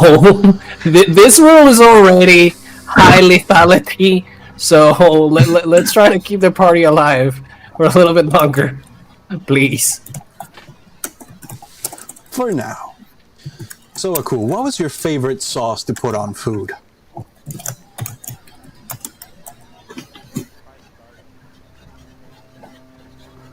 Spicy barbecue, you both say together. And as you say it, you see something go behind his eyes as he makes a connection. And he says, I fucking knew it. I fucking knew it. I didn't just serve with you, I served under you. Don't worry. All right. Your secret's safe with me. Right. Weird handshake. Much farther now. Well, no, should be right over there. And in fact, you've reached the base level of the city, and you're back to, the immediacies of Sergeant Lanciax's house. You see that there is another building made out of the usual jade stone that Imperial buildings are made of, only this one doesn't float. It seems to be just, settled down on the ground. It's a squarish looking building with a number of guards around the outside.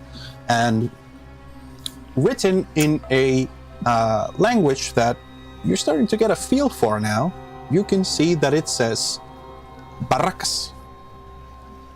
So that must be the barracks/jail of the area. Now, so how do we do this?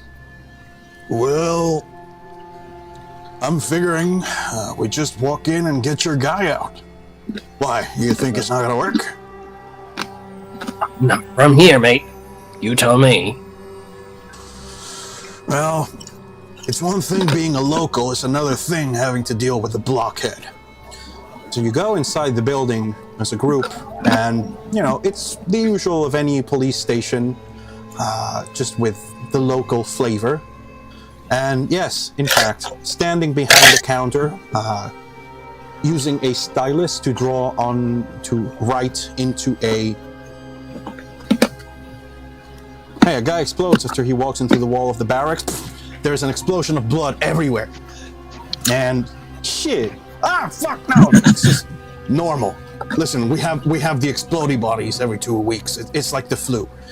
So, there's Sergeant Brutus, the idiot, writing into a stone tablet with a sharpened stylus. And he looks up and sees you, Suruk, and goes, come to get... come to turn yourself in? This time. And in this case, I'm kind of pissed, because, I am in a prison. Oh yeah, you have some experience with these places. No. It may be weird to be on the other side, eh? We're here to get the... what was his name? The Eagle guy. Yeah, Eagle Guy, Hawkwind the Bard. Well, you can have him over my dead body. He is charged with this rule and inciting violence against officers. He threw a stone at the curious, and there's a legionnaire with his helmet off and a little bump on his head that's starting to go purple. Yeah, he hit me. So I put my hand. I don't look at the other guy. I just put my hands on the table and lean in. Over your dead body. You sure you want to play that card? Oh shit! Roll for intimidate, please. You see, that's why you don't send the orc to talk with the guys with authority. Something's wrong with your sound. In a prison. Morrican, something's off with your microphone. Check the cable. What? No. Now it's fixed. It's probably just a bit of distance. Oh, okay. It's 13.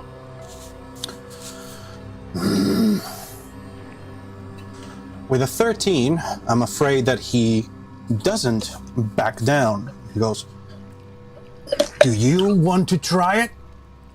And Sergeant Empanada puts his hand on your shoulder and goes, "Hey, listen. These guys are off the hook. Word from Tutul. Now, what would you say you let us have a conversation with the prisoner? The guy helps with advantage. I'll say this. Since our friend Hime Good is quite clearly cottoned on to the fact that you actually have help in the form of Sergeant Empanada coming around with you, why don't you roll that one more time? Your difficulty is a 15. The thing is, again, because we updated the system, I no longer have menacing. Oh, Christ. It's a 20.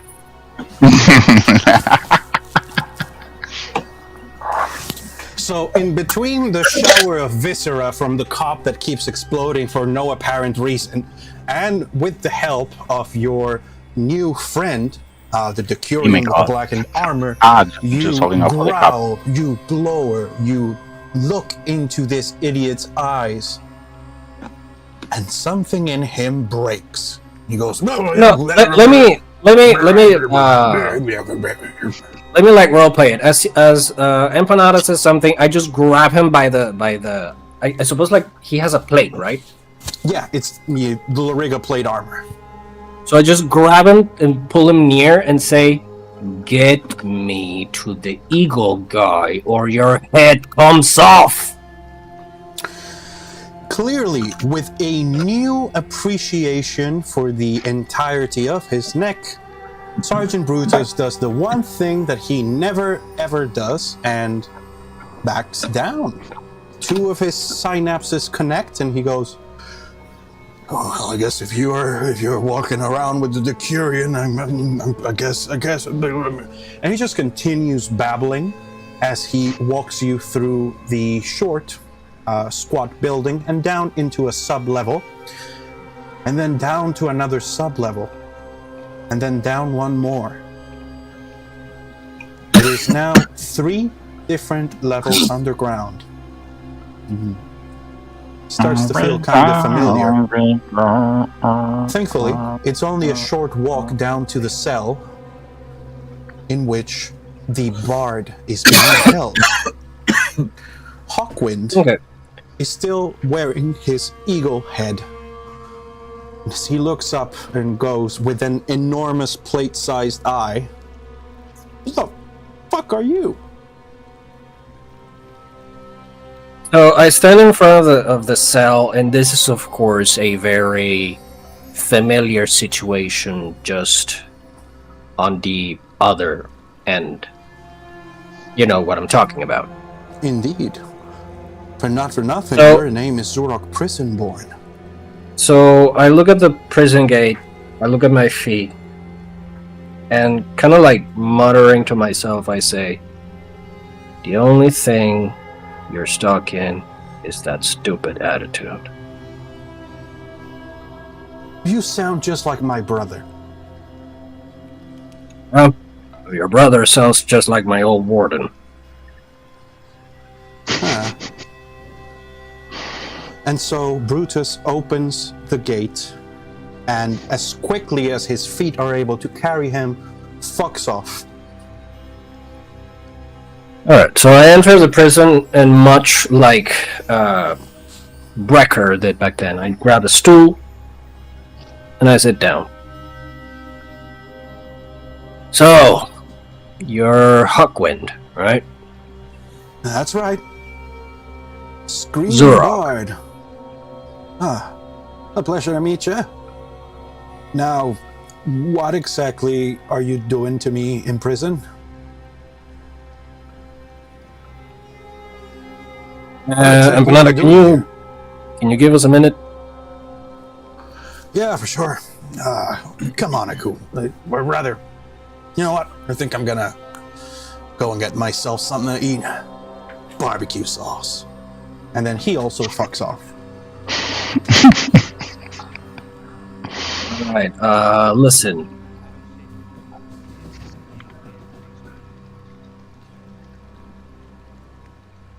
Listen, before anything, we're not gonna hurt you or anything, so don't worry about that. Yeah, that makes me feel better. Listen, we know that you are brother with the former regent. The word is princeps. It means first citizen. But yes, Right. that was my brother. Not Also a my local. bandmate. Bandmate? Alright. Interesting. Oh yeah, you were playing today, right? Yeah, I was playing over at the 3Ps. Now that I'm not part of the royal family, I guess a guy needs to make a living. Wanna correct that? Oh? So, here's the deal. We know that some fuckery happened, and your brother ended up in a fight that he shouldn't have partaken in the first place. No kidding. We are elected to office. Exactly. Why the hell were we part of a summer war?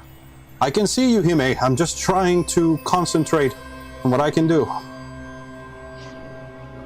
So, here's the thing. We know first that he is not fully dead. Oh, don't tell me that coward. He got insurance, didn't he? Well, at least I get to see him again.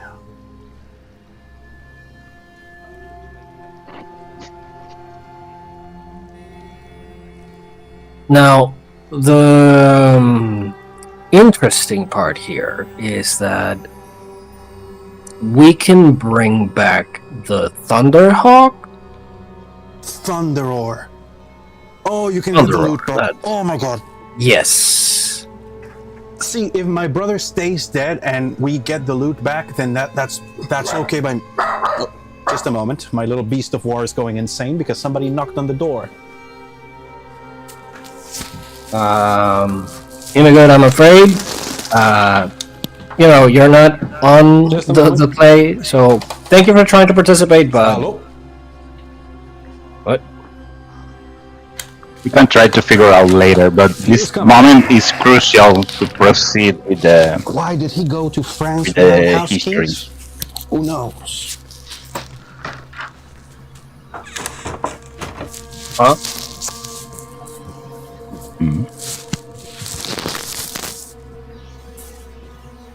Oh.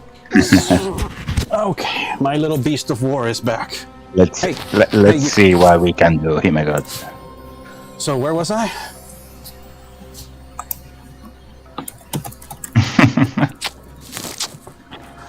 Oh my god, you calm down. Yeah, he's in full throttle, so... Calm down. I'm trying to spin a yarn here.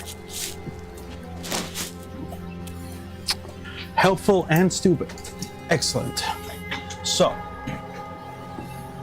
Now, here's the thing. You want the full breakdown or the quick version? Well, I would like to know... Whichever one you're able to tell me. Alright, so I'm not gonna boggle your mind too much. Because trust me, there's a whole lot of shit going on. There's going to be a reshape of management soon. Which means you are gonna be the one in power. How are we going to get rid of the boas? Leave that part to us.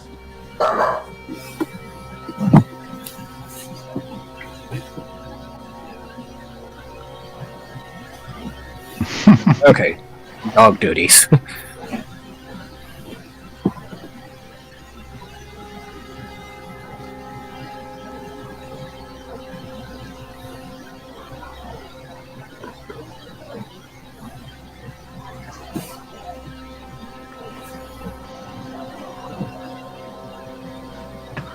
We return. So, wait. You're gonna make me the princeps? Yeah. Okay. I'm not against that. I've never been much for power. I'd much rather be on the road, but if needs must. Do you have someone else? Well, not really. When it comes down to it, the family was just my brother and me, and I guess our cousin. But we were never really supposed to be goody-goody with her, you know, what with the moths being punished and all.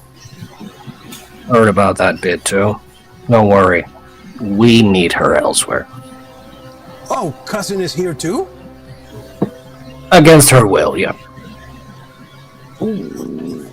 Okay, well, I'm getting sprung out of prison. I'm gonna see my brother again, and maybe my cousin as well.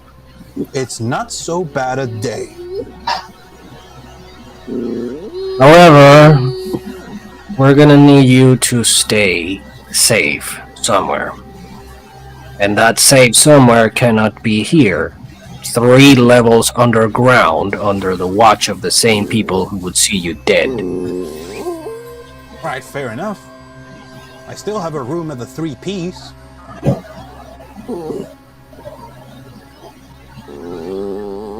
Akko, ideas?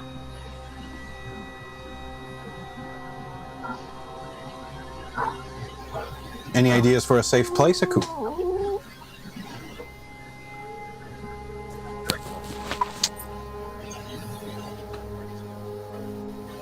We already did that, and she kidnapped our friend.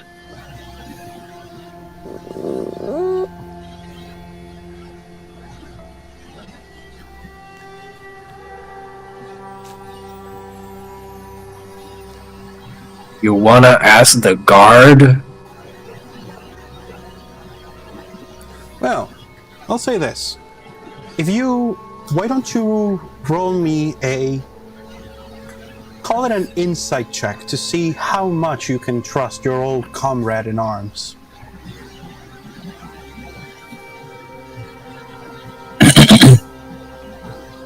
100 rocks at the stairs. Shit!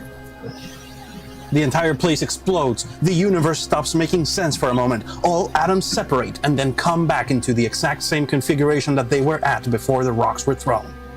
Careful there, Hime. So, how much was your insight roll? A total of 7. You can't be entirely certain how much you personally could trust old Empanada. It's been quite a lot of years since you were out there killing raptors together. But you do know that he is a man of his duty, and there may be a way to give him an order from way up high. If you were to do that, of course. Do you know what I mean?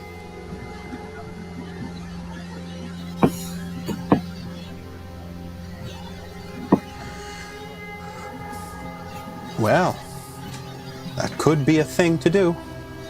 You call him back down the stairs? He knows we're working with the old warrior, the big warrior. Yeah, but man. he doesn't know the plan.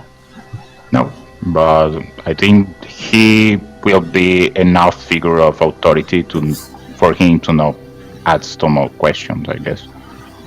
But I'm not there, so. Speaking of, we now return to the other two members of the party. Dude, hang on. I'm gonna kill this dog.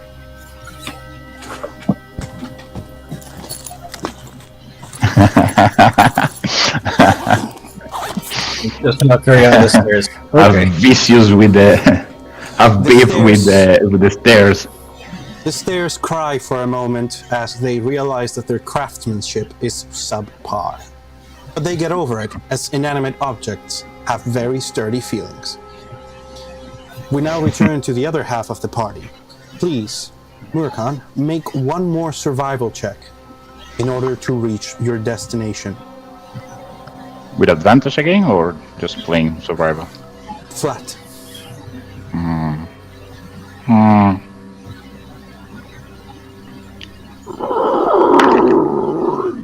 That's 16 total. Against the difficulty of 13, it is sufficient.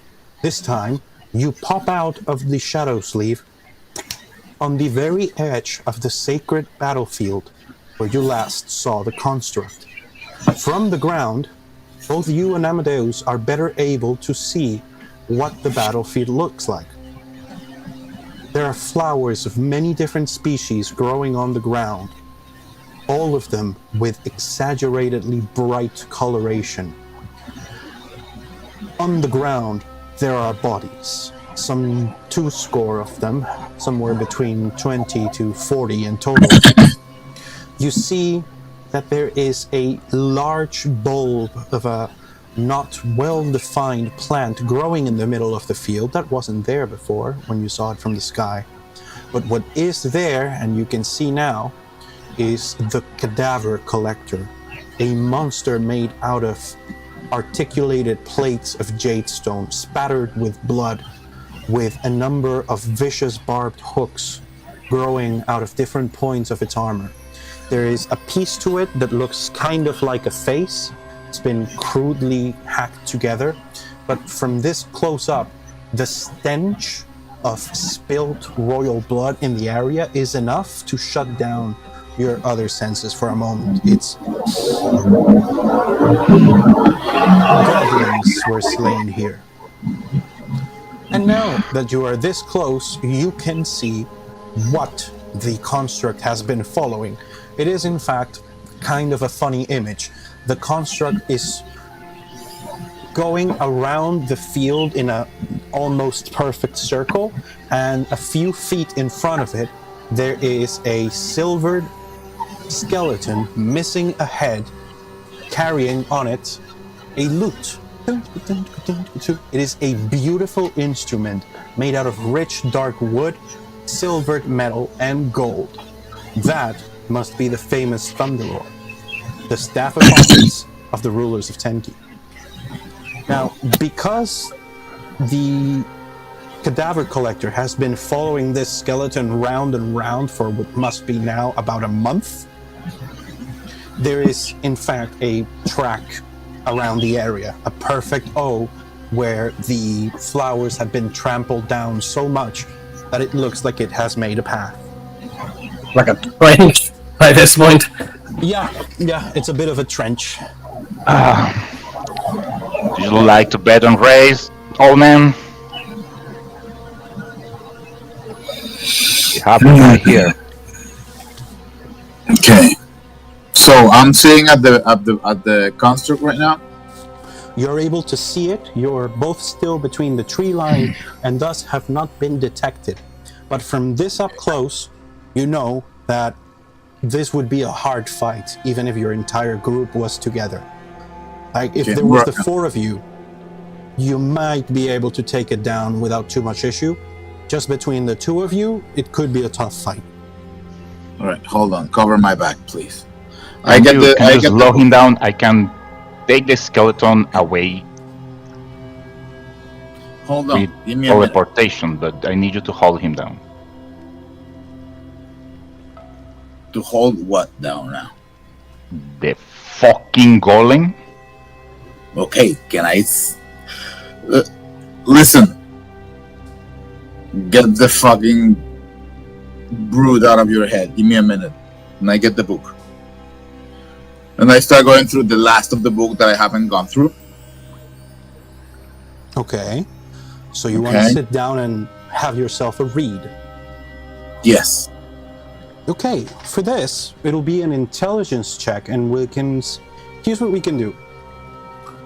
In order to read through the dense script, you can either try to do it quickly with a difficulty 22 intelligence check, or you can take the average, and we'll say that an amount of time passes, enough for night to fall. So you can either do it slowly, or you can do with an int. All right then. Yeah. Very well. It's a straight roll. I got a plus 9, baby. I got a plus 9, baby. Holy shit! Plus 9 to intelligence? Yeah. What the fuck? Baby, I do. God, I really fucked myself with the balance on this game, didn't I? You did. Alright, so I'm gonna show you that I got a beautiful 17 plus 9. I don't know if that's enough. You tell me. 26. So, oh my god. So here's what you get. Make the editor put the image of Neo disconnecting from the Matrix and saying, I know. Yeah, I'm just watching numbers right now. Just letters and green letters and numbers right now. I'm like... So here's what happens. You learn how to do something called a glamour. A glamour is not just one single spell. It is what happens when you layer a number of low-level cantrips, one on top of each other, feeding off of the central soul mass that is housed in the ribs of the skeleton, which you can now see is a dim silvery light. You know that to be a bad sign, as its battery, so to speak, is about to run out. And essentially, what's so brilliant about this magic craft is it allows you to create a fake body that nevertheless connects with sensation to the crystal matrix of the skull. So the idea is, when your insurance comes into effect, immediately your soul and your intelligence comes to be housed in these two spell matrices. What happens afterwards is the necromancer creates a facsimile of a body for the undead to inhabit using these spells. And the purpose of this is to not go insane. Because if you're just a skeleton walking around, eventually your intelligence is going to degrade quite a bit, right? Like, a mind needs to occupy a body that fits it. The brilliance of this is you can technically be housing your life in a necromantically attuned frame, but you will feel as though you were alive. And that in turn helps you stay sane throughout the ages, throughout time. None of the spells required to do that are high level. In fact, they're all cantrips. The problem is that to do it effectively, you would need some specialized tools. You don't know where the fuck you are going to get a brass hammer and a slab of obsidian in order to cast these spells. So unfortunately, it's not practical to craft a body around a running skeleton. Or is it? So, do you remember the little thingy that I had that was called Subtle Spell? Yes, your meta magic adept feat. Yeah, that. Do you remember that would allow me to cast spells with the components? Oh shit. Yeah. So, if I may.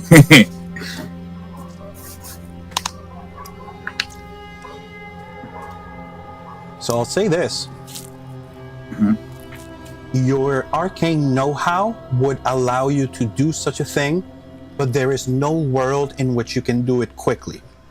Now, a perfectly executed ritual, as described in the book, might take a master about 15 minutes, an hour. They were really taking their time to make sure that everything gels together and they don't have to come back and do maintenance so often.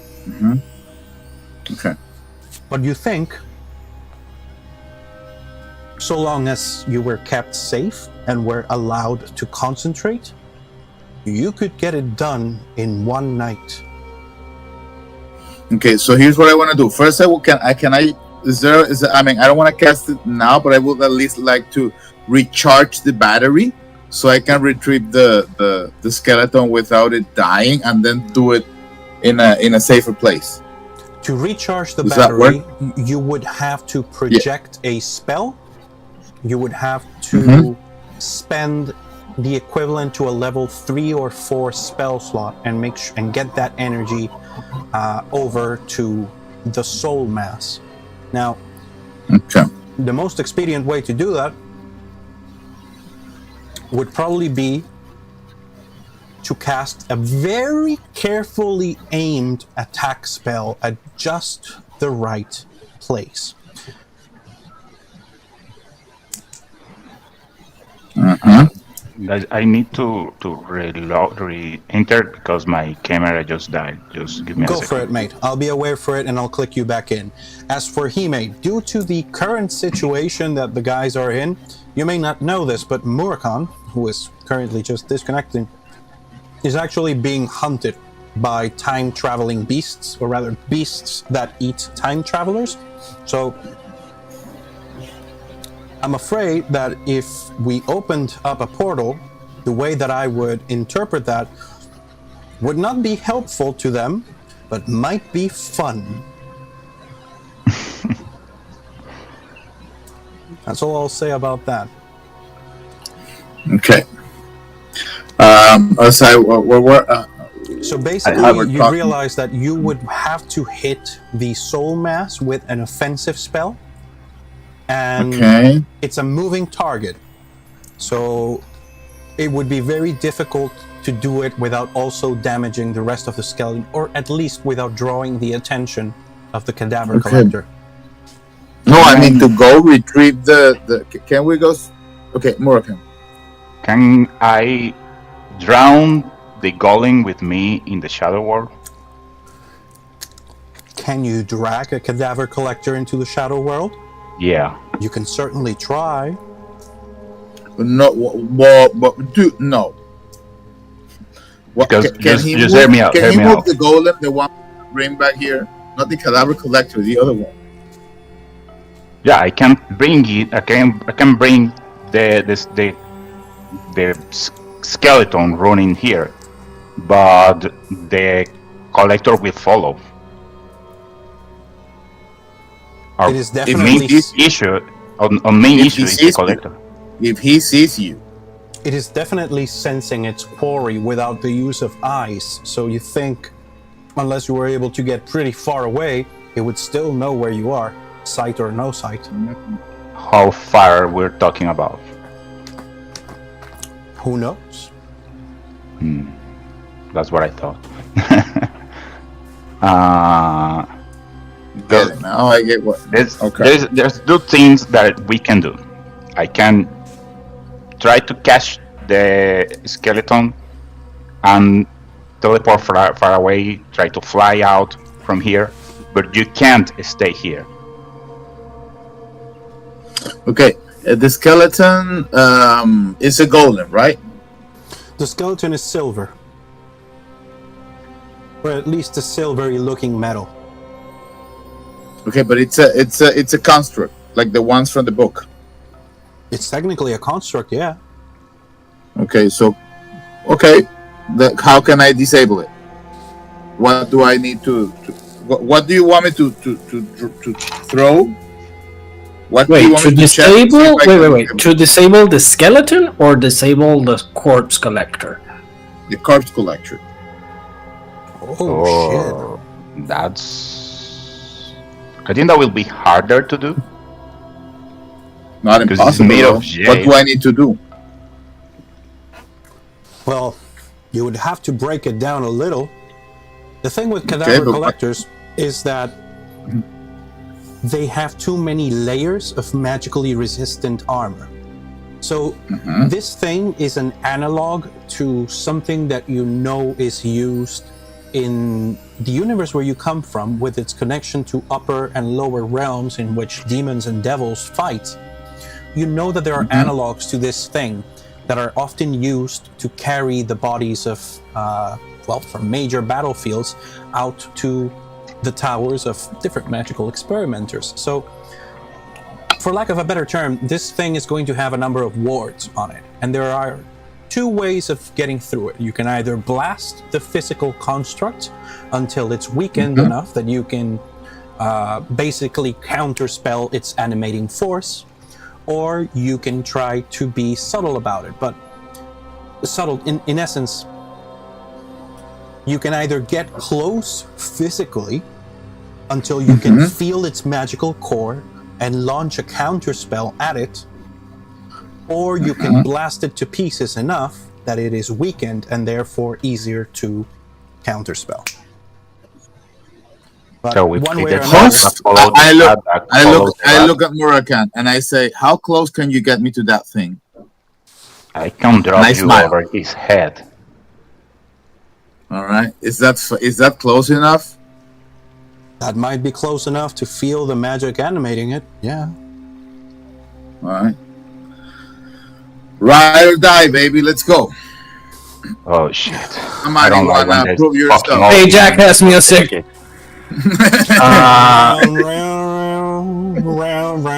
Round. Okay, Murakan, for this, please. We're going to do this flying, because I think it will be easier than trying to teleport and the sack point. Whoa, so you're just gonna drop Amadeus on top of this thing? Yeah, that's what it has for. No, you fucking idiot. What I mean is if you can teleport me as close as possible. I can, but... You're currently muted, Aku. You think... On top of I look at him and I'm like... Definitely an iguana. You need... Come on, iguana brain. Are you getting me right? now or not? Yes, I want you to teleport me close enough. How close I can cannot you take me to? teleport you out like that. I can Do your teleport shadow me. thingy, like the way you brought me here. It's not that hard. Listen, you can shadow step up to the thing and then shadow step away. Why? Do you have shadow dysfunction now? But it is going... I mean, you're going to have to put Amadeus in melee range of the beast. He'll be alright. He seems confident. Can I carry him with Misty Steps? Yes, you can. Okay. Then let's do it with Misty Steps. I will. So I look at him and I know what you wanna do, and I hop on his arms, all bodyguard style, like. Just a moment. I swear to all the gods that are dead.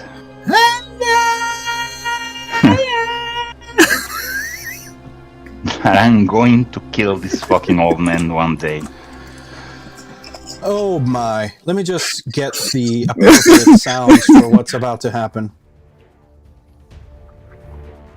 So the move is this. I use Misty Step to a place where he will be. It's instant teleport, but I will use it predicting his move. Since they are running around in circles, it will be easier to predict where he will be, and drop the old man and teleport away. Okay, so without the need to make a roll, because it is in fact a circle that they are going around in, you hug Amadeus tightly, poof, into the shadows, and then come out behind or in front. That's the question here.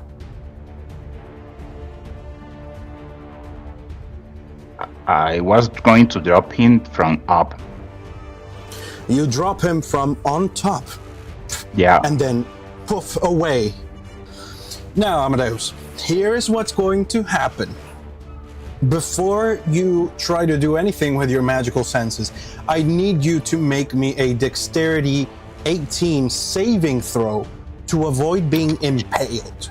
Because, unfortunately, this thing has a large amount of spikes growing from its armor. That is what a cadaver collector does. It finds a body and it sticks it to itself for the long haul. So you drop me on the top of Yep. Yeah, just grab the spikes, man. Just Grab the them. spikes. Just use your new reflexes. You're young now. You're eternally young. You're forever young. Well, not so much after what happened last time, but you know. What was it? 18, dexterity saving throw. On the line, an 18. No, I have something. 18 plus what? Plus 4. Okay, so I got you on a 22. Fuck you. You got this. That's what happened. I got as I'm going down, I give him the finger like. You see your lizard friend disappear into the darkness between the clouds and back into the tree line, and all of a sudden you are right. I know what he's gonna be. So I'm not giving him the finger on the air. I'm giving it back to the tree line because I know where he's gonna be standing. He wants to see this. Very much so. So you managed to land without impaling yourself in one of the many rusty, or rather bloody, stone spikes that make up the construct's body. Immediately it starts to buckle as it senses you there, a presence that is one, alive, and two, very magically charged. It attempts to buckle you off. So I'm not going to make you make a roll just yet because it is currently your turn.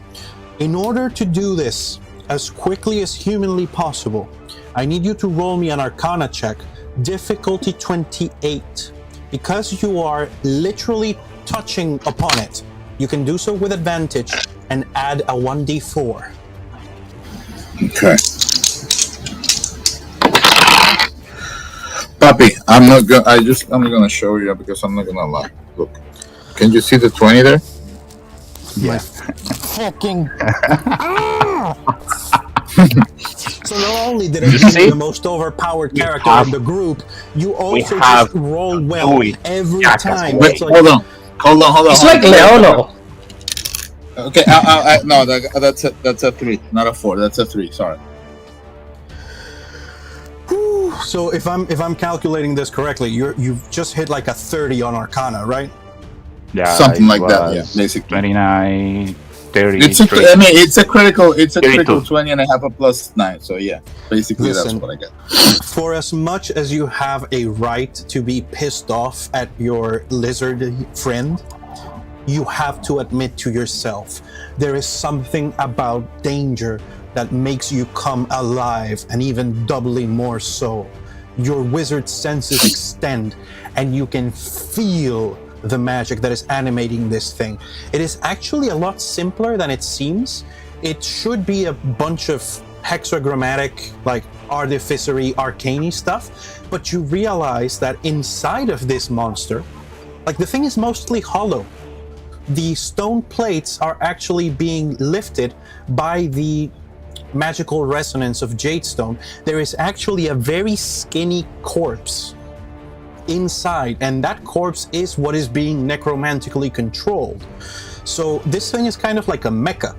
You can imagine that if the person that's inside was actually alive and on their own, they would be a terror on the battlefield.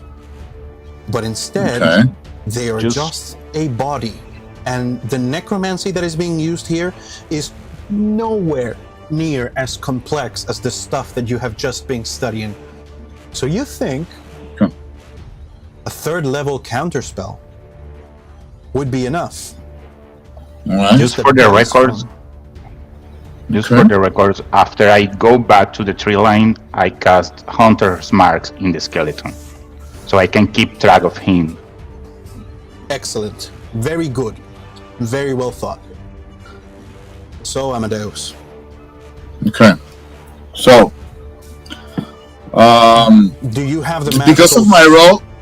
Yes. I do, but what I want to know is, because of my role and because it was so good and I have such a great fall and everything, because it was so beautiful and so nice.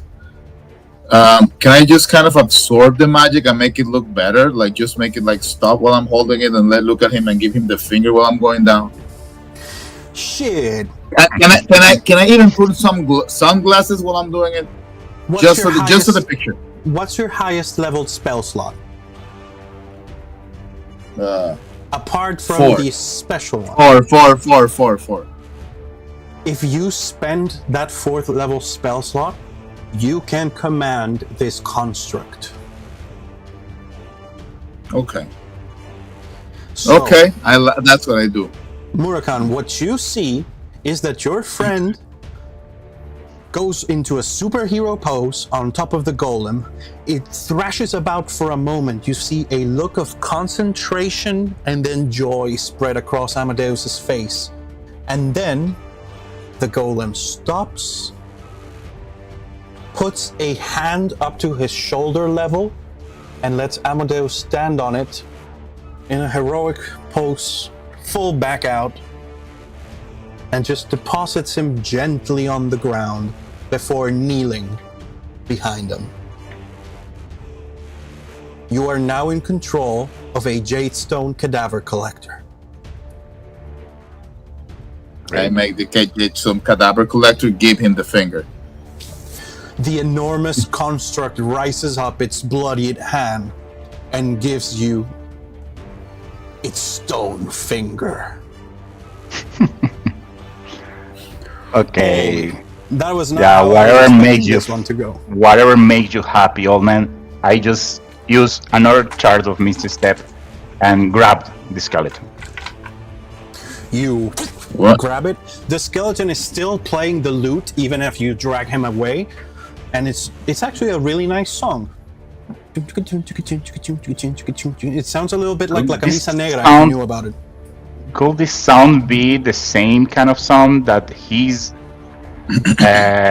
skull give me? The sensation his skull give me when I try to figure out? Indeed, it is the exact same song, only that much clearer now that it's being made in the physical realm. Okay. I grabbed the skeleton for the spine, by the way. I don't want him to keep running. I just grab him and hold him up. And go back walking because there is no more walking to fear about. Holy shit. And with that, now I know it's a little bit anticlimactic, and I'm afraid I've bored our poor friend Aku quite a bit. This is actually a very good place to stop. So, as a last thing, when you get close to your friend Amadeus, who currently has the skull in his hand, the skeleton stops playing once you get close enough, and then, looking like it's a little bit confused, it points at you, Amadeus. It's pointing at you. It's pointing at your pocket. Yeah, I get the head. I get the skull and I put it back in the head. I take the instrument away. Too slow. The head snaps on top, and with a glorious, victorious war cry, the old princeps of Tenki is once more alive. And you see that the empty sockets of the avian skull light up very sharply with golden light, and there is a look, finally, not of emptiness, but of recognition, and in so much as a lipless face can make, gratitude. And that is where we're going to end the session for today. Whew. Allow me to just stop the music for now. And I know that I have left Aku and Zurok hanging. I do apologize for that. I've completely run out of steam, and I could not have more conversation today. So I'm just gonna pause the music here for now. And before I bring us offline, I just want to say Thank you for everybody that watched us, those who spoke and those who didn't. Hey, Good, I'm sorry that I wasn't able to make this more interactive to you, but I'm afraid sometimes that's the nature of the beast. I am trying to tell a story, and I am only so good at it. So, gentlemen, please make a goodbye sound to the audience. Mine is going to be... Watcha! And with that, we shall see each other again next Sunday.